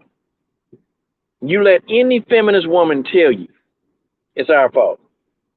We were the ones that did it because we're not paying her enough, so she got to go over to Russia. She got to go to Russia to try to make the money because we, men and this society not paying women enough to play basketball. Stupidest damn thing I ever heard. Okay, dumb, dumb, dumb, dumb. And I'm probably sure I'm not the only person to try to tell these women, hey, you know what? Like seriously, like you know what? Why don't you take off some more clothes? I guarantee you, bikini basketball. I guarantee you, they would sell out. They sell arenas out. If they had bikini basketball, they would sell out. Like for real. Look, track and field it's not even like a world sport. It's not even a sport that garners a lot of attention. But when they go to Oregon or they go to any big national track meet with pros, guess what? You had the stadiums are filled with men and women. One, they want to look at the men, and then two, it's a lot of men that are looking at some of these women. And in track and field, man, they wear next to nothing. But it's all in how you view it. Yeah, word of the stage, we know why people watch volleyball. It ain't because they can play great volleyball. I'm talking about adult volleyball. We're not talking about kids volleyball. We're talking about adult volleyball, okay? We know why people watch the Olympics to see beach volleyball. And come on, man. We're not watching beach volleyball because they can play so well. And anybody who tell you that they're watching volleyball because the people play so well, hell, they lying. They telling you a lie. They ain't telling the damn truth, okay?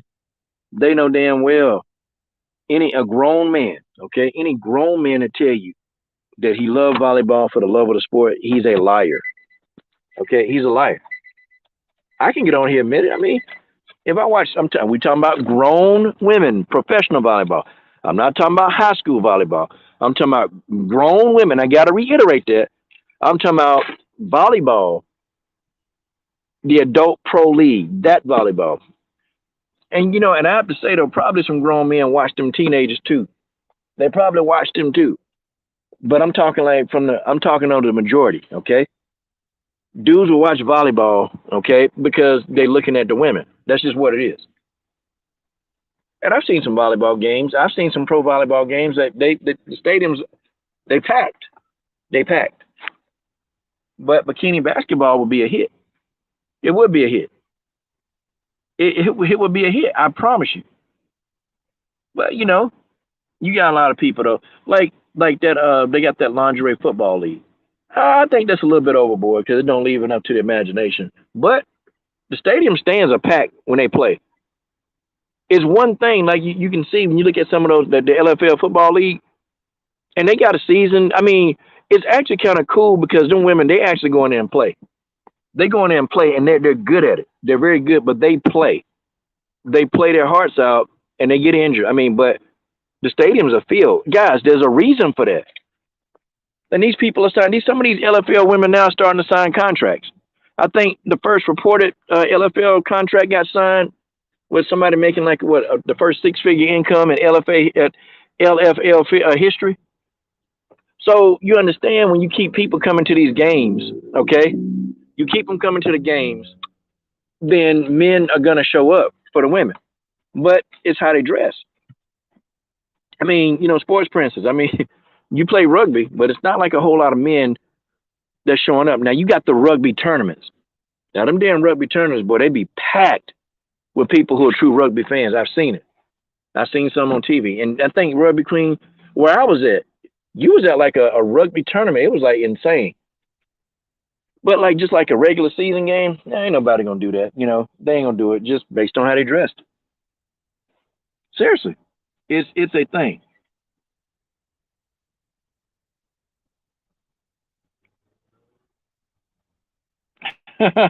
Yeah, the world is a stage. And man, I'm just trying to keep it 100. I'm trying to keep it a buck with people, okay? Because I'm a man. I'm a grown man, okay? I'm not gonna sit here and lie to you and tell you that if somebody look beautiful, okay, and they can play that, I'm not gonna look at them. Of course I'm gonna look. Of course we're gonna look. We're all gonna look. Okay, all of us are going to look. That's just what it is. That's just what it is. That's just what it is. We're going to look. We're gonna have a look. We're all gonna have a look because that's who we are in nature. That's who we are. That's our MO. We can't help it. We're bred this way. We can't turn that off. Inside of every grown man, we can't turn that off. Okay? That's going to stay on. It's going to stay on. Brittney Griner got in trouble because Brittney Griner could not follow the rules. Okay? And I'm just telling y'all, Brittney Griner got in trouble because she could not follow the rules. For real. She can't follow rules. And unfortunately, when you have somebody who can't follow rules, they do a poor job of following rules, then they get what's coming to them. Okay? I don't have a whole lot, I'm happy for Brittney, and I'm not hating. I'm happy for her that she's able to come home, and be with her loved ones. See, I'm happy for that. Real happy. But I'm not sitting here like, ooh, and I wasn't one of those people like, man, we need to fight, ride or die for Brittney Griner. We need to ride or die. We need to go hard to try to get her back home because you chose to go to another country and break the law. These are your choices. You had options. She had many options to not do it. And the girl knew that she had the marijuana in her bag. She knew this shit. Come on. We're not stupid. Ain't nobody dumb here. We all know she lied so she can get up out of the situation. Of course, many of us would. Because don't nobody want to go to jail in no damn Russia. Right? Nobody want to go to jail in no damn Russia. Not a single solitary soul. But when you come out and you go and you do what you just did, and then, you want the world to feel sympathy for you. No. Broke the law. Sorry. Broke the law. And I don't know what Paul Whelan did over there. Paul, you broke the law. Okay? I understand though, it is kind of, it's real that they do them like that though for minor little offenses. And the offenses are petty. They're real petty as hell. Do I think Brittney Griner should have got that much time for some marijuana? Hell no. Nah, man. The girl, those are trumped up charges, man. They're real trumped up, man. But what can you do about it? You have to follow the laws of the land. And I think that's what people are missing. Like people are so gung-ho and, going into the whole, crusade for Brittney Griner. But, what are we missing here? We're missing that she broke the law in another country. And folks, that's the part that we have to really sit back on. We got to internalize and we have to ingest that this woman broke a law in another country. And when you keep telling feminists this, the feminists don't want to hear it. The feminists don't want to listen. They don't want to listen to that. Because no, that's not good enough for them. They don't want to listen because it's not what they want to hear. Well, I'm not here to tell feminists what they want to hear. I'm not here to tell them that. Okay? I'm not here to tell some feminist what she wants to hear. I'm here to tell you what's true. Okay? It's not a male-female thing. She broke the law. But I just thought that 9 years was a bit much, though. I'll be honest. It was too much. If you really want me to be honest, 9 years was too much. Okay? It was way too much. Hold on, y'all. 9 years was too much. It was too much time to give somebody for that. If they'd have gave her a year, maybe two, okay, fine. No problems, okay? But you want to give a girl 9 years over some trumped up charges because it's a marijuana rule at your store, in your damn country. Shit's ridiculous, man. No wonder people don't like Russia, man. Hold on, y'all. Hold on. Take my jacket off. In the mall talking to you hoes.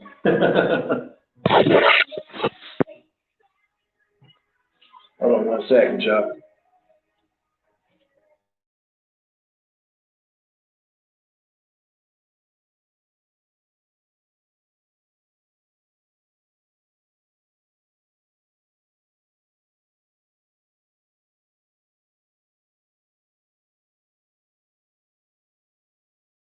They did, George.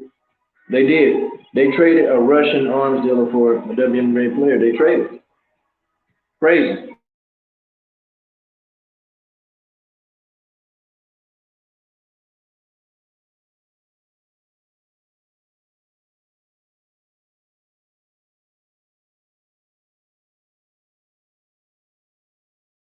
Yeah, I don't have a problem with the trade per se, but don't ask me to have sympathy for Brittney Griner when you went over there and you knowingly broke their laws. Like, what the fuck did you think was gonna happen? Like, seriously. And I got so pissed off at the feminists. They also they piss you off, man, because you're sitting here and you listening to this crap, right?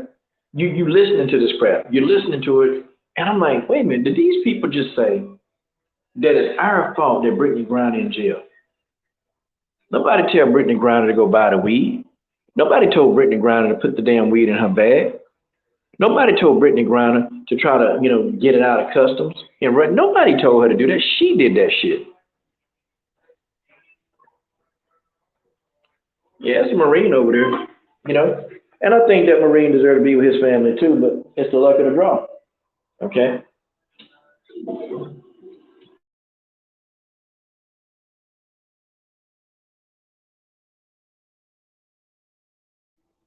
It's the luck of the draw.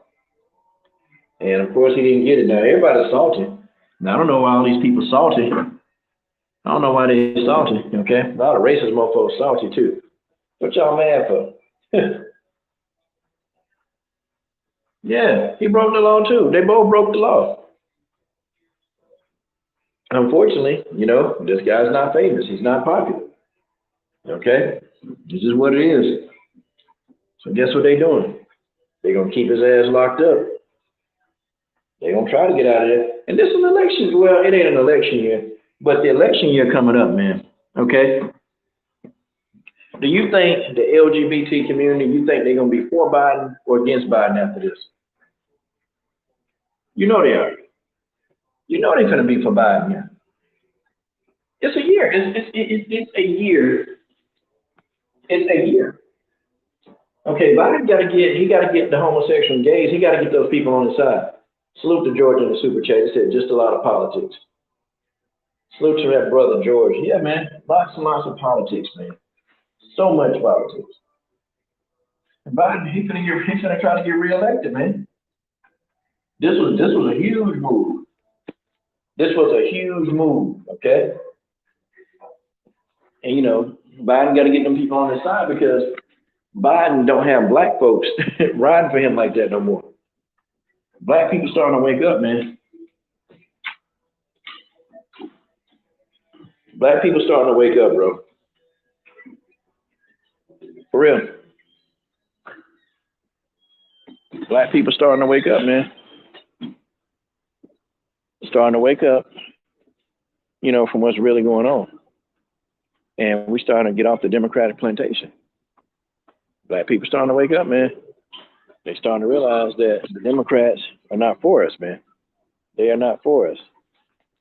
They say a bunch of stuff, man, but they're not for us. They've never been for us. Okay? Yep. Black people starting to wake up, man. And Biden knows that he's not going to get the black vote. He knows. He knows that he's not going to get a large percentage of that black vote. He knows. And for him, the black vote is out the window for him.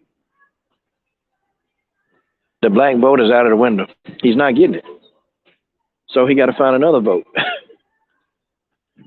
You got to get the gays. You got to get the lesbians. You got to get them on your side. And Biden, in my opinion, will have successfully done that. Okay? What do y'all think about that? What y'all think? I do. I think Biden will have successfully done what he set out to do, and that's get that community on his side.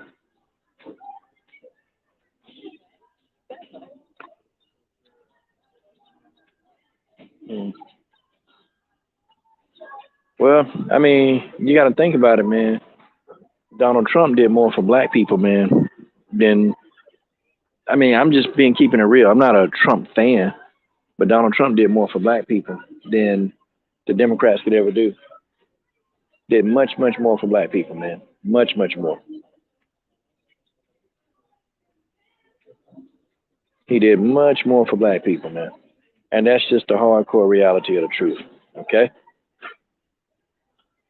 And hell, Donald Trump was even entertaining reparations, man.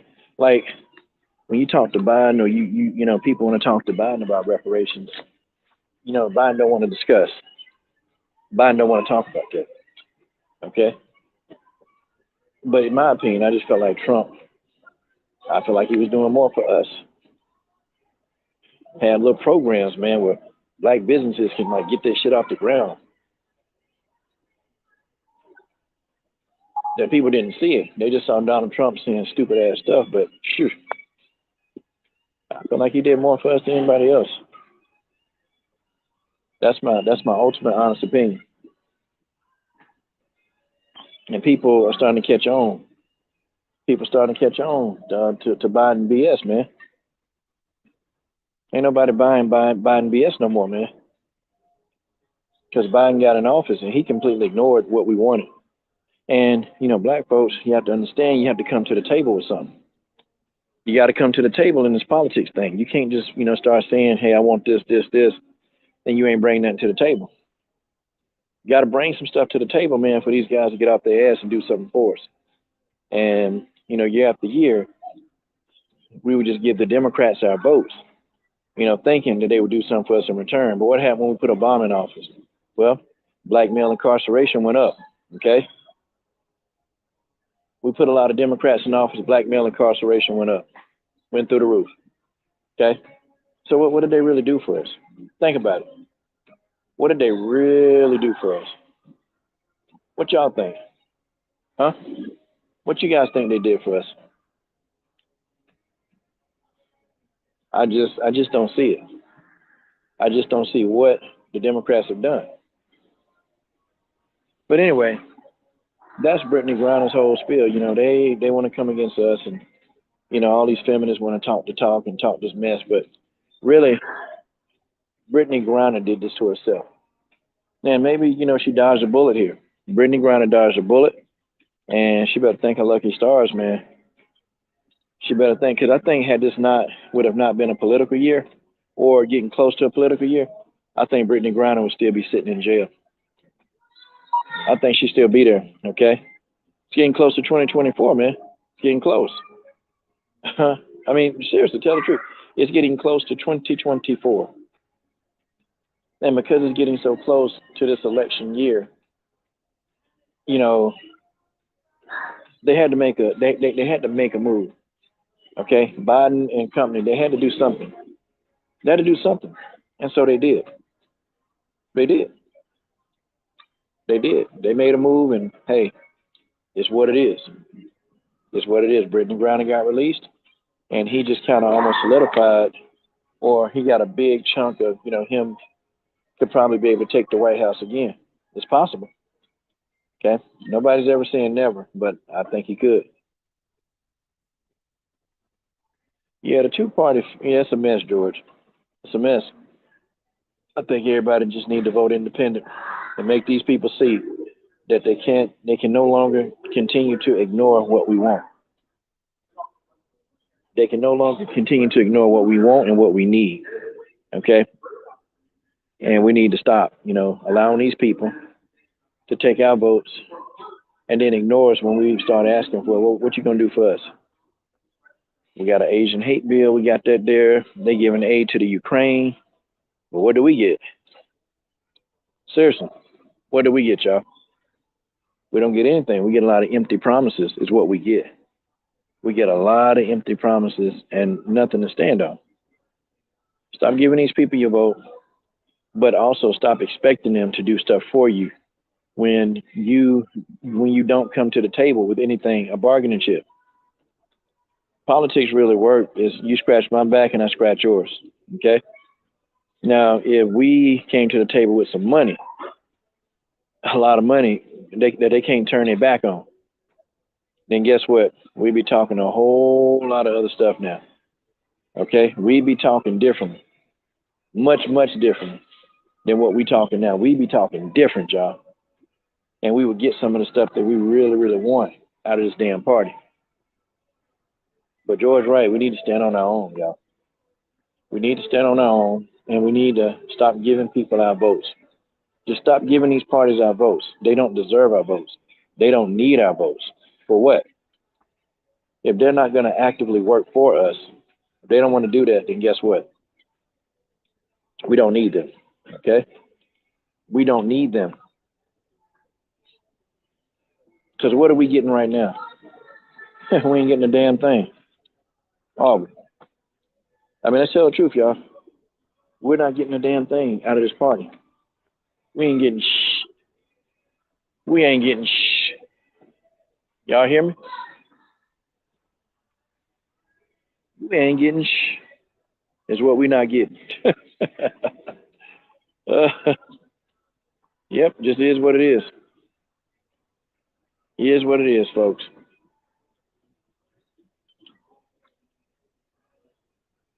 Okay, guys, the last part of this live stream that I'm going to talk about, and then I'm going to go ahead and shut it down, okay? I want to talk about how to distinguish yourself in the workplace. Okay, I tell you guys a lot that I work a lot, and I encounter a lot of people. And I've had the pleasure of encountering lots and lots of people throughout my years of my journey. And I've observed a lot of people. I've observed people in some companies that they move up the ladder very quickly. And I observe people in companies that they either don't do anything or they get fired. I mean, I've observed these people over and over and over. I've observed them. And I can tell you this, okay? I can definitely tell you that it's it's not that hard to get ahead, okay? And you can do it without selling your soul or cooning and buck dancing, and it's you can actually move up the corporate ladder without doing any of that stuff.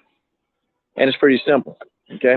The first thing that I come across and I have to tell y'all is that you have to, when you go to work, you can't go to your job or wherever you're working at, and you can't talk just crazy amounts of shit about the boss that you're working for. You can't do that.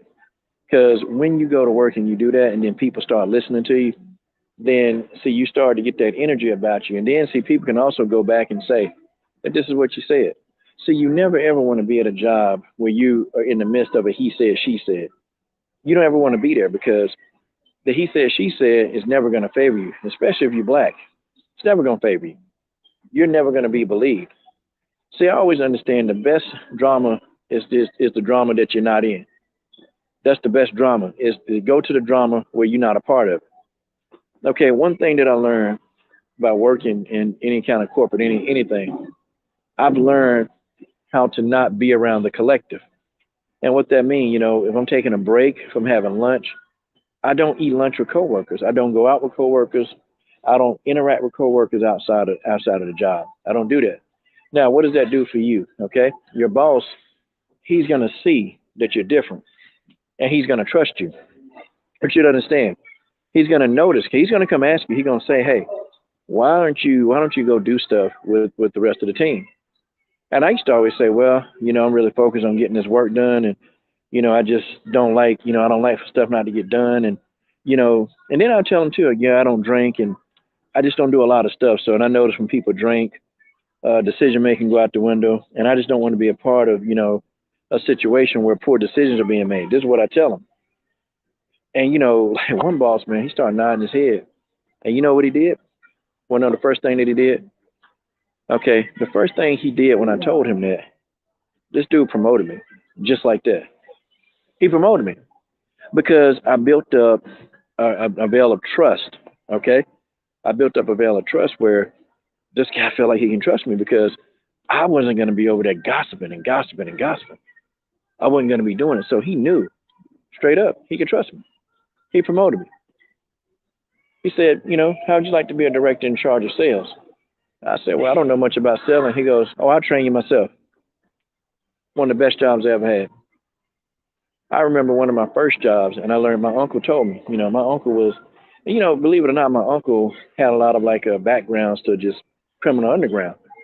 But when I worked my one of my first jobs, I was working at a Burger King, and he told me, he said, "Hey," he said, "listen, whenever your boss see you, they need to see you working." And I didn't quite get it. And he said, "Don't be in there eating lunch with your coworkers. Don't eat with them. If you take a break, go take the break by yourself. Go sit in your car if you have to." He said, "But don't interact with people that can't help you get ahead." He said, "Now they're gonna look at you. They're gonna think you crazy, but," he said, "watch."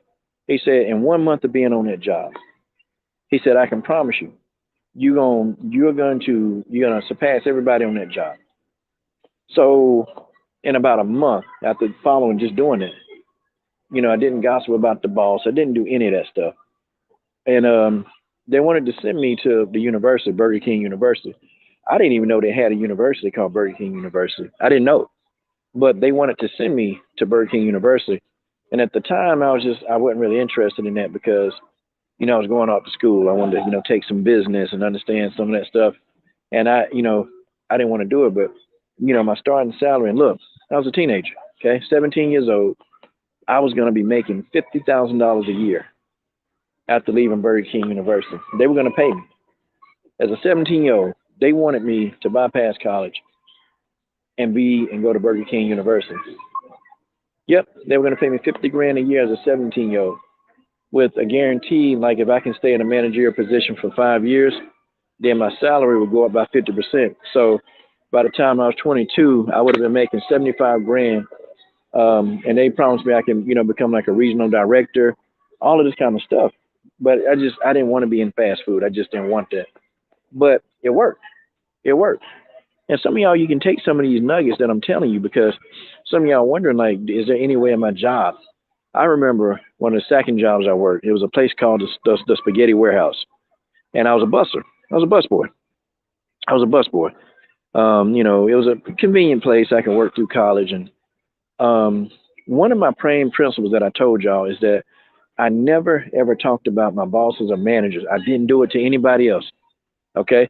And they noticed that I was always to myself. They noticed I worked. They noticed that when they saw me, they always saw me doing stuff. Okay. Didn't speak much. Just went in there, got the job done, left when I was supposed to leave.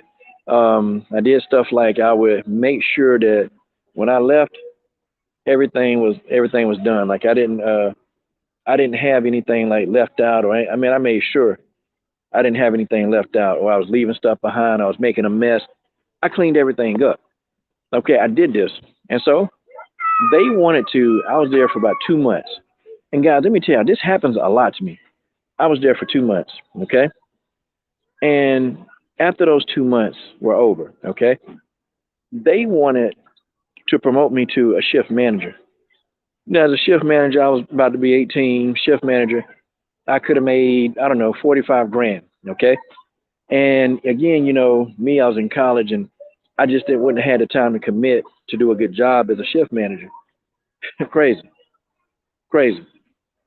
But, I couldn't, I couldn't do it. I wanted to, but I couldn't.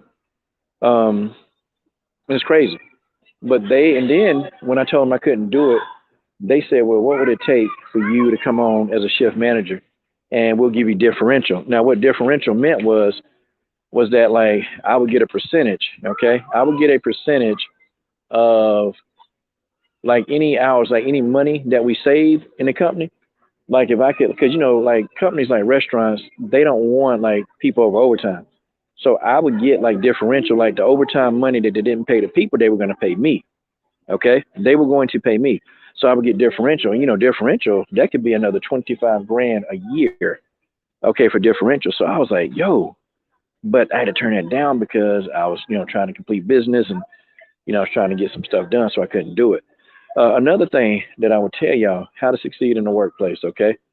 All right. Number one, I told y'all don't talk about your boss at work to people that can't help you. Okay. The second thing, come on time. Come on time. It may seem like something that's very, very like really trivial, but come on time and come early. Come early. When I look around my boss, when they see me, I'm there early and I stay late. Come early and stay late.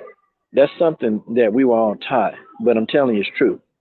You come early, you stay late, and you go above and beyond to do. Okay, you go and you do what's you do. You go above and beyond to do what your boss asking you. Okay, if they ask you to do A, you do F. You go all the way to F because they're gonna know that you care about your work. They're gonna even if you don't like the job. See, when you leave that job, I used to always have people want to promote me. Okay, they wanted to promote me or pay me more money to stay. That's the kind of reaction I got. Okay, when I had any kind of job working for somebody else. But you have to come on time. It's so simple, but you come on time. Okay, come on time and leave late.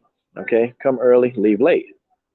Okay, your boss will see that you're serious about your job, and he's going to think about you. He's going to think about promotions he got to give, and he's going to think about you and you getting one of those promotions. Your boss will do that. Okay, I've seen it happen. Had a boss come in one day. He was telling me, "Hey, man, I was just thinking about you. Just thinking about you, and look, um, I was thinking about promoting you, man. I've just been thinking about what you've been doing and how good of a job you've been doing. I want to promote you right now. I've got instant promotions right then and there. Okay, but that's the second thing. Come early, stay late. Okay, the next thing, this one is going to be a little tough for some people. Okay, but be thorough. Okay, be thorough at your job. Be thorough. What do I mean by being thorough? Thoroughness. Okay, having thoroughness.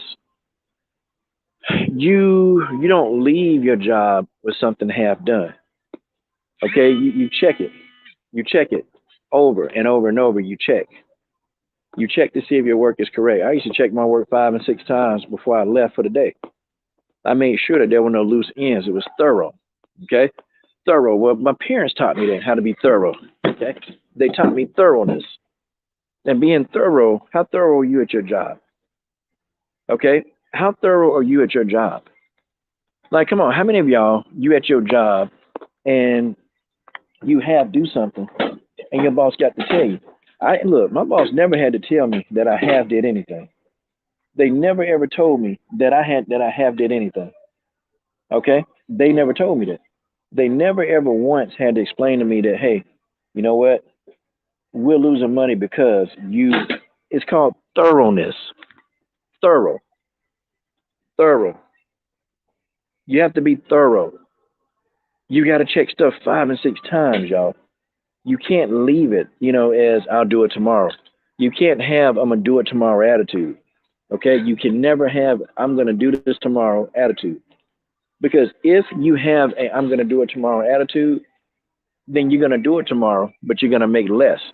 I've always understood that being thorough will gain you another $20,000 a year at your job. In my one job, I was so thorough, I didn't make any mistakes. When I went and asked, hey, can I get a raise?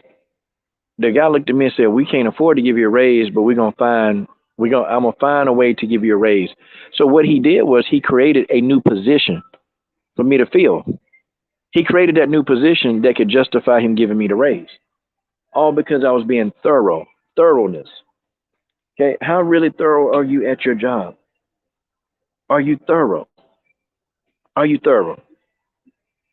Okay. The next thing that you need to have is integrity. Integrity. Okay. Are you leaving early when the boss ain't looking? Are you coming late and you know you can come late and you sneaking in? Are you sneaking in, when the boss can't see you? Okay, are you leaving early? It's only a few minutes, but I never leave the job early. It was one time the boss said, "Hey man, you can go ahead, you can go and check out." I said, "But you said don't leave until 3:40, so that's what we're doing." They go, "Oh man, it's just 3:30. Go ahead." I said, "Nah, man." And I said, "You set the rules," and I said the rules say 3:40. And so he was like, "Sheldon, I'm gonna give you the 10 minutes." I said, "Nope," because I said for those 10 minutes, I can be working during those 10 minutes. He respected the hell out of me, and I'm still friends with him to this day. I'm still friends with that boss to this day. We friends. We are friends. Like he respected the shit out of me for that. Respected me really hard because I set that standard. Nah, I'm not going to change what I do. Even if the boss of the company tell me that this is acceptable, it's not acceptable. And you know what? After that interaction, I ended up getting a promotion. I ended up getting a promotion. Like it was so crazy, man, that I was able to get that damn promotion. I was able to get a promotion based off me just trying to be thoroughness. Okay, being very thorough. Oh, having integrity. Sorry, integrity. How much integrity do you have at your job? Are you sitting around talking about your boss like a dirty dog, and then you want your hand out for him to pay you? Okay, you sitting out here, you got your hand out to your boss, and you talking about the man or the woman like they dogs, but then you want them to pay you. Nah, man, nah, dog. You got to have some thoroughness. You got to be very thorough and active at your job. You have to be thorough. You have to have integrity. Now, let me tell you something. These are called the Daniel principles. Okay, they truly biblical. They come out of the Bible. Let me tell you. Now, once you start following these principles, once you start doing this, okay. Now here come the haters. You're gonna have people hating on you. You're gonna have people, they're gonna plot against you, they're gonna scheme against you, they're gonna do everything they can to bring you down. They're gonna do it. And I tell you, one of the best jobs I ever had, it was a company called Selectron Tech. Okay. And one of the best jobs I ever had, making real good money. And I did these principles, didn't interact with other coworkers unless it was about work, didn't talk about the boss, was thorough, had integrity. I was doing all those principles day in and day out. I kept getting promotion after promotion after promotion. Until then, I was like one of the lead engineers on the job, making real good money. Well, a couple of people, they tried to come against me. They tried to come against me. They tried to plot. Okay, they tried to set me up. They tried to, say that, instructions. They tried to give me bad instructions so I make mistakes and stuff. But see, because I was thorough, I had to double check everything. Then they came up with a thing that I was talking bad about the boss. They tried to come up with that, and the guy that was over me at the time, he came to my defense because for a while they were saying that they said I was stealing, and so it was a big thing they had to go through to try to prove that I wasn't stealing. I mean, just all kind of stuff and I've never stole anything a day in my life. And the boss didn't believe all this stuff, but this was serious. They were saying I stole about 15 grand worth of stuff. And had this, they could have pressed these charges. I could have been in jail. I could have been doing federal time for this. I could have been like, it was the one time that I was actually like, damn. But I continued to show up at work every day. Okay, I showed up at work. I was thorough. I was early. And boss was like, man, you got all this stuff going on here, man, and we still investigating. Why are you so calm? Because I said I follow my principles and my steps every day, and who I am is who I am, and I work and I got a job. But you don't feel like taking days off? I said I can't. If I'm not sick, I don't take days off. Never missed a day of work. Showed up. I mean, I was always there, early, stayed late, all of the above. Okay, and I did it. Hold on. Let me see. Let me see if I can still. Okay, yeah, phone's dying.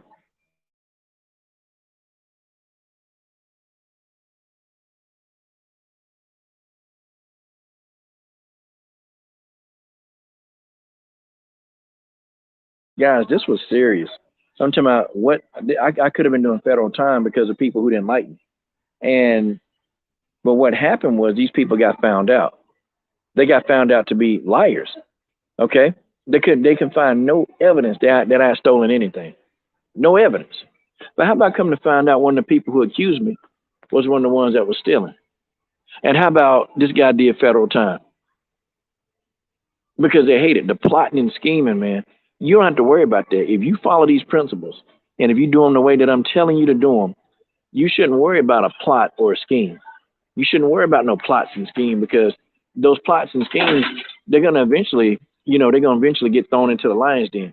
It's just like the story of Daniel. Okay, it's like that story where like all these people they were hating on Daniel, they got Daniel in trouble, and then they threw Daniel ass in the damn lion den. And Daniel got to the bottom of the lion pit, and man, the boy went to sleep with the lions. Okay, then the king found out that Daniel was actually innocent of what they were saying. They pulled Daniel out the lion's den and threw the people in there who was plotting against him. The lions killed those people the minute they touched the bottom of the damn the den.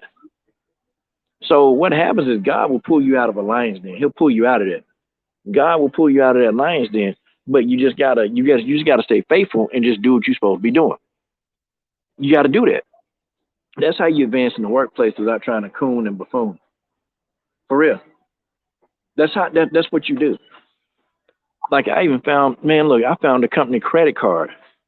And this could have got my boss, like could have got him fired.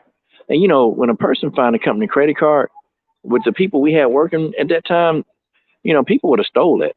It had my boss had about $1,200 in his wallet, the company credit card. And I mean, he was because you lose a company credit card, that's your job. And that if anybody else would have found that wallet, they would have took this man money, and they would have stole that company credit card. So I found the wallet, and I said, "Yo," I said, "Man, it's yours." He said, "Where you find that from?" So then he looked at me, and then he opened his wallet. He said, "Well, all my money there." I said, "Where was it supposed to be?" He said, "Well, it was a large sum of money, man, and you didn't think, man, just going and keep this to yourself." I said, "Why would I do that when you already got it?" And I said, "What can $1,200 do for me? Because really, if the truth come out that it was me that took this, then what am I going to do with $1,200? I can't do nothing with it. What am I going to do with a company credit card? What can I do with it? Like, what can I really do with that? Like, I mean, you have to think for a minute. What could I do with that? Man, look, that dude gave me one of the biggest promotions that I ever had. Okay. And then, he started remembering, George. He started remembering. He started saying, hey, he said, wait a minute. You the dude that's always in here early. Okay. You the dudes that, you're the guy that's always in here early. You're the guy that's always leaving late. You're always working late. Okay. You're the guy that I don't see you with groups of people. Matter of fact, you're always by yourself. The guy just started recalling all this stuff that you remember. Man, he said, man, I remember I had you do some work for me, man, and drop some projects. And he said, man, they were perfect. He said, man, there wasn't a single thing wrong with them, man. He said, I could use a guy like you on my team, on my immediate team. And so got a promotion. So guys, you just take it really, really simple, okay? If you're at a job, I've worked a lot of jobs that just seem dead end, okay? I've worked a lot of jobs that seem dead end, but what you have to do is you have to be, okay, the first thing I said is you have to not come to work and talk about your boss. Okay. Don't eat lunch or be around groups of people that's don't even associate with your coworkers outside of work. Don't do it. If they having a party, you find an excuse not to be there. You find an excuse, but you don't go. The next thing, okay, is don't talk about your boss around people who can't help your future. Okay. 3, have thoroughness. Be thorough at your job. Be thorough at your job. Many people are fired because they're not thorough. Okay. They're not thorough. Thoroughness. And I got to keep repeating the word thoroughness. Okay. Next thing, come early. Come early at your job and stay late at your job. Don't leave when everybody else leaving. Don't leave. You stay. Even if things die down for 10 more minutes, man, you find something to do for that 10 minutes. See, you let your employees see that you're serious about the work and you care about the work that you do. And guess what? They'll come knocking with promotions. They always do. They always come knocking with promotions. They will come to you and they will give you a promotion. They'll tell you that, hey, we're going to promote you. We're going to promote you. Every job that I've ever seen, every job that I've had, when I had to leave those jobs, they tried to promote me. They tried to give me more money to stay. And that's how you want to be. You got to carry yourself like that. And so now when I do this, when I'm training people, I got too many people that I can't even train because of reputation. I got too many people. See, people pay me for a service, but you know what I do? I do above and beyond what they ask me for. And see, that was ingrained in my head by my mom and my uncle. It was ingrained in my head to do more. Do more than what these folks ask you to do. And you'll be surprised, man. I got so many clientele now. I can't even keep up. I got so many clientele right now. I can't keep up. But that's what happens. You prosper when you do more than what you're supposed to do. So I hope this helped, some of you people, man, some of you brothers that's, you running around and you're trying to get things up and up for your family. I hope this helps some of y'all, man, because there's a lot of good brothers out there that's just trying to get ahead And sometimes, you think it's damn near impossible to get ahead, but it's not. If you follow these simple steps, okay, you really follow these steps that I gave y'all, your boss will either they will want to promote you, they'll want to pay you more money, okay, or they're going to they're going to elevate you. They'll create a position for you. If they can't afford to pay you, they will create another position for you so that you'll be able to go through this thing and do what it is that you really want to do. Okay. Yep. That's what it is. If you're not rolling in cash, if you feel like you don't have enough money, I'm saying if you feel like that some of your resources are lacking, you need to take what I said seriously. Okay. Because sometimes living paycheck to paycheck, that's not it. And we've all been there before. I know I have. I've been there many times. But now that I follow these Daniel principles, okay, also a few principles from 78 Sports TV, I follow some of these principles, and I tell you what, folks, it's it's night and day. It's night and day. Different side hustles that you can be a part of, but it's the same scenario. It's the same methodology. Okay, so I hope this helps y'all. Hey guys, I'll chat it up with y'all later. Peace.